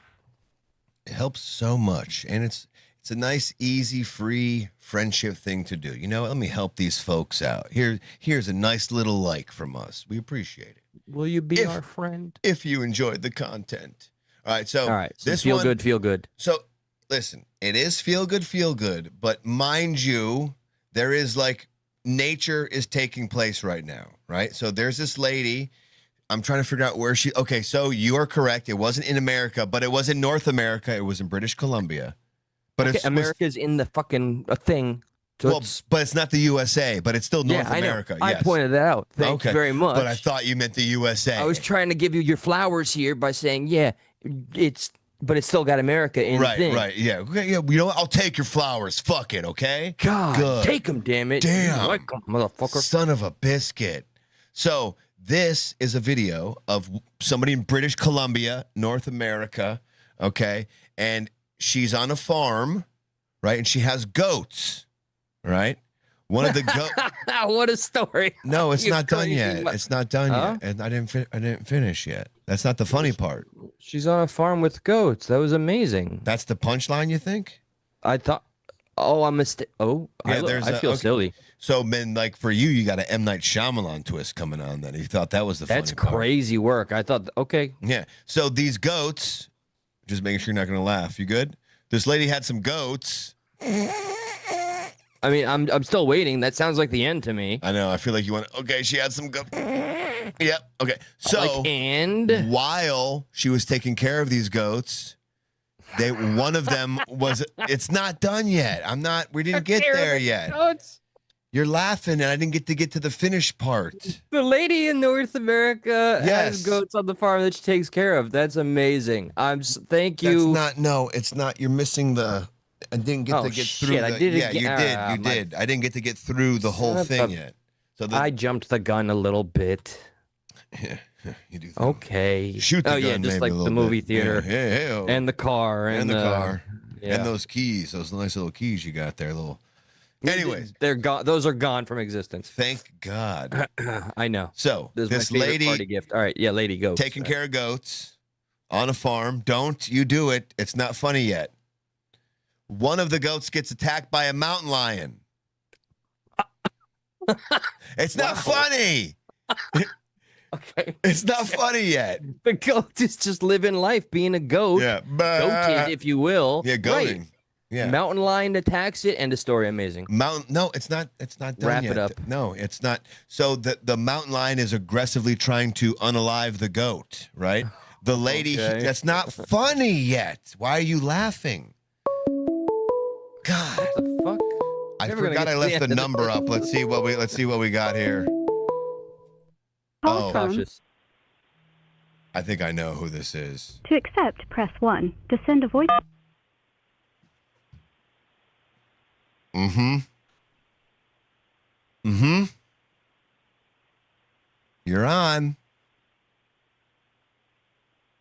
All right. Now you're not going to say anything? It's been a while. Oh, is this We haven't heard from you in a hot minute. is this the Nazi? Yo. Hey, there he is. Sorry, I had technical difficulties. We have a 3-minute time limit, just by the way. No problem, no problem. How are you, sir? It's been a while. Julian. I'm doing okay, man. How about you? I'm doing good. I feel like maybe you're mad at us because you haven't called in a little bit. Maybe we've been doing a lot of Jew stuff. No, I love you guys. I love you and Eli. You guys are the best. Thank you, man. Well, God bless. Yeah, I know Eli doesn't love me, but it's okay. He actually does. He tells me all the time how much he appreciates you that you call in. He also says like that son of a bitch, but he'll say that son of a bitch at least has the cojones to call in. So. No, it's not Kyle, Danny, man. This is Julian Assange. What do you got for us, Julian? Listen, and also it's got to be on topic. Yeah, please. I want to hear about the goats. What do you guys think about the peace deal? Well, what do you think about it? Like we just covered it. We were kind of moving on, but we just kind of went over the differences between the JPCOA and what Trump did. So, like, what do you think that? What do you think about it? Yeah, I'm just happy, man. I'm just happy that the war is over, but Israel's not happy. A lot of Israeli officials, they're like, no, this deal isn't good. But they're definitely not yeah, happy. They're definitely not happy. Mark Levin is not happy. If you Ben Shapiro, he's not happy. Yeah, Ben Shapiro, yeah. But it's like these freaking guys, man. They're so bloodthirsty. You know what I'm saying? Like, I'm just tired of it, dude. So bloodthirsty. Yeah, and like that's their problem, right? That's not America's war to fight. That's between. Yeah. Also, did you hear Trump? He's criticizing Israel. Finally, I don't know if you saw the video. Well, he has before. Remember when he was about to make some deal with somebody, and he said and then Israel came in and bombed him, and they killed the people we were about to make a deal with. Like he said this a few times. This is not new for Trump to be like, I don't know what the fuck they're doing, but they got to. He rarely does it though. He rarely does it. Yeah, but he does it. Rarely. Rarely, sure, but this is not the first he has time. to be careful. Listen, he has to be careful, or else, something could happen. You never know. He could get Charlie Kirked. Oliver Tree. Yeah, Oliver Tree. JFK. Yep. Malcolm X. All those guys. All right, so how about these goats and this lion? Yeah, what do you think about? We got a minute. What's your opinion? Do you like the deal? Like, you're good with it? You're good? Dude, I freaking love it, man. Yeah, I mean, we are happy too, and we went over some of the bullshit. Like people were saying, America's gonna have to pay $300 billion. We said nope, that's not true. We figured that out. Do you think America has to pay $300 billion? Where do you stand on that part? Yeah, probably. That's not true. Okay, but okay. Okay, but I will say one thing. Yeah. I'm not pro Iran, but I think we need Iran because they're the only country in the Middle East that checks Israel, checks them, tells them to fuck off. So, yeah, I don't know. I don't know if that to be the case, but I'll take your word for it, at least for right now. There's no other country, Saudi Arabia, Egypt. I feel like Morocco, a lot of the they're all Muslim friendly towards Israel. I feel like a lot of the Muslim countries kind of help keep Israel in check. Yeah, Yeah, And vice because versa. when it comes to the dollar, everybody's gonna bend down. You know. They damn better well. All right, that's what keeps us afloat. Bend down, bend over, and watch out for the goats. Hell yeah. All right, Yeah, Julian, also- put a bow on it, my friend. Okay, yeah. Okay, God bless you guys. I love you guys. All right, brother. We'll All right, talk feel to you free soon. to call us a little Also, earlier next time, all right? Say his name, Austin Metcalf, bro. Say his name, That's all I gotta say. Austin Metcalf. Austin Metcalf. 35 years is way too low, man. That's bullshit. but And it's whatever. not even 35. He can get out in 17 and a half. Oh my gosh. And his books are filled Yeah. to the brim. Yeah, and he's gonna get So listen, there are things we agree on, there are things we don't, but hey, you know what? The world keeps spinning, sir. Yeah, man. I love you guys. God bless you guys. Thank you, buddy. God We love bless, you too, man. buddy. Thanks for Later. calling in. Julian, mwah, you as well. Yeah, Look at that. that He was was weird. He was going for a big kiss. Yeah, I know. It was a sloppy one, too. But I gave him back. All I right. said, mwah, all right, back to the guy, back to the lady kicking the cat. Okay, I just spoiled it, but we're gonna get back. Yeah, to you it. did, you son of a She kicks the biscuit. fuck out of this thing, and I feel bad for the goats. I have a cat. Didn't feel bad for the cat whatsoever. I felt bad for the goat because the goat was making like the guttural like. Oh, God. He sounded Oh, like Andre the okay. Giant. All right. Look, there's a mountain lion right there. Got him.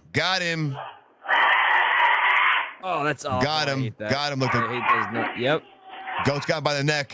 And here comes this lady. And as a commenter said, I don't know how you can move this fast with balls that big. Well, isn't this where Antifa jumps in with Goat Lives Matter or something? All goats matter. Can't breathe? Okay. Look right here. Hey! Here she comes. She's rounding the I corner. hear her. She's round the corner. Here comes the kick. Bam! Oh, my God. Yeah. Bro, she chased down a mountain lion. That was a fucking mountain lion. Holy bejesus. And I thought that was going to be some big Gertha fucking like Rusky looking woman. No, she's like, okay, all right. That was a petite like Yeah. TikTok influencer. And she kicked that thing right in the sternum, and the mountain was like, what the fuck? And the goat's good. The goat's good to go. Goat didn't die. Dude, that was goated. How awesome. That was goated. That was absolutely goated. Goated story of the day. That's just adrenaline, like you see your animal, you see your child, whatever, you're like in a situation where you got to help. It's just like adrenaline takes over. You're like, fuck it. I'm kicking this thing. Get the fuck out of here. Specifically if it's my goat. I mean, family, Not so much. whatever other relations, blood relations, whatever you crazy cats are into. You fuck with my goat, though, you're getting the horns. Wait, goats don't have. Yeah, they do. They got knobs, right? Yeah, the little, nub horns. You can get the nub Fuck with a goat, you get the nubs. bitch. Doesn't sound that intimidating, but watch Yeah, out. probably Bleh. Probably Bleh. Oh, stop. Give me PTSD flashbacks. All right, check this. So here, we'll end on another good one. All right, this is a really good one. This dude is just loading his van all willy nilly, and he looks up 3 stories above and sees a giant poodle on the balcony, and he looks back and he sees the poodle just said, "You know what? I'm jumping." I guess he Wait, didn't. is this one of those poodles that's like in a suit, works in Japan, like 9 in the morning to 9 in the fucking morning again, and They clock in, they clock out. Hey, and then just wants to stand at the end of the roof and just end it all? No, this is like a legit poodle, not like a furry. Oh, not a Japanese variant parody caricature. I do not want to be in this body anymore. And they stab No, themselves. poodle, don't seppuku. Okay. I will no longer be a poodle. And they, But we want to pet you, poodle. No seppuku, poodle. I sacrifice my life for no more a poodle. However they say. We do not mean to offend the poodle and or Japanese community. Not by at the all. way. Not at all. That's just I'm trying to do my closest interpretation. Poodle, Japanese poodle. Yeah. They're out there. Yeah, for sure. And you know who else is out there? Heroes like this guy who just happened to catch poodles as they're falling from the sky. I was loading the van just behind me here, getting ready to do some jobs, and I noticed Murphy in the window of the Murphy's the dog's name. I noticed Murphy in the window Although, what you do, Murphy, you silly bitch? The window of the top window. Look, he looks He up. had out a bark, so I looked up. And He looks before I knew it, back. Poppy, a lady who lives just round the corner, Oh my she God. came round. Yo! Oh my God. And he just jumped out the window. Look at him just hugging onto it like, oh my God. Look, How many look. stories up was Can that you remember again? what was 3, 2. Holy shit. Oh, okay, Right. yeah, second. So it's still 20 feet. It's still 20 feet for a giant poodle falling and you He catch him. lives just round the corner. She came round. That's amazing. He just And look jumped at out him the though. window. He's just hanging on to it like, what the fuck? Oh my God, like- what the fuck just happened? If he didn't see the poodle like on the edge, he may as well have thought it just fell out of the fucking sky. Yeah, I know. Look, and he's still hanging on to it. Like, dude, no, it's Like, good now. huh? You can let it down now. What the fuck? What I would the never fuck? let that poodle go again. I know. And look, I empathize because I had a traumatic childhood moment. I was in the 2nd grade. I'm just walking in New York like one would in New York, saying Yeah, New York yeah. a lot. And I just remember what the fuck made me look up. I just looked up and I remember the sun's barreling down and I see the silhouette of a squirrel fucking spread eagle like fucking, yeah the arms and the legs or whatever, they're all like, it went Batman on me and it's just falling. I'm just watching it in awe and shock and it fucking smacks the tip of my hat and like white flash that hit like a fucking ton of bricks and it just hit the ground like it popped off in my head. Hit the ground and just scattered away, and I never saw it again. But you saved its life. I must have. Well, Like, it calculated very well. yeah, Fuck like- that guy. Had you, but like, maybe if you weren't there, it just would have splatted on the fucking cement. It absolutely would have. I'm glad my cranium, my soft, malleable cranium was there Damn, with dude. my cap to save that squirrel's life. So, you're you welcome, saved the everybody. squirrel. I don't know if I would have caught this poodle and walked back up to the 2nd story and then thrown it off myself. Like, you son of a bitch, you just made me go through all that. I would have walked his little happy ass back up and then just chucked him off the roof. I mean, that sounds like the natural conclusion. Yeah. One would, hyperextend during the catch. That's a lot of gravity. Had to Huh? make a little bummer news real quick, Yeah. All right. Well, by Yeah, we God, did it. we did the thing. We did the damn did the thing. thing. We didn't even know how we could pull it off, but we pulled it off. Yeah, You know? honestly, big MVP props to everybody that came out tonight that made this show what it was, which is nothing short of an epic one. When we do all, don't go there, guys. When we all come together, Heyo, ew. and we understand already going in that we are not going to agree on everything, but we do not give up our hope on dialogue. We can accomplish something, and so thank you for advocating conversation, agreements, disagreements. Thank you for being the captain of tonight's ship here at Stuck in the Middle Industries or Incorporated. A lot of great phone calls. A lot of great Oh, phone man. calls. Wow. One of my favorite nights in our 6 years of just nothing but back-to-back great conversations, which is sometimes shocking to get that because we usually get just people that want to poo-poo. And sometimes they go on for a little bit long. We gotta kind of both of them, like all of them, were just like, well, let's keep hearing them out. Yeah, It was nice, fantastic. organic, It was great. Yeah, totally natural. Hey, watch out for the next one, guys. We appreciate you. Monday, Thursday, and we might throw a little curveball Saturday. Let's keep our eyes on the prize. Don't be afraid to do your own research.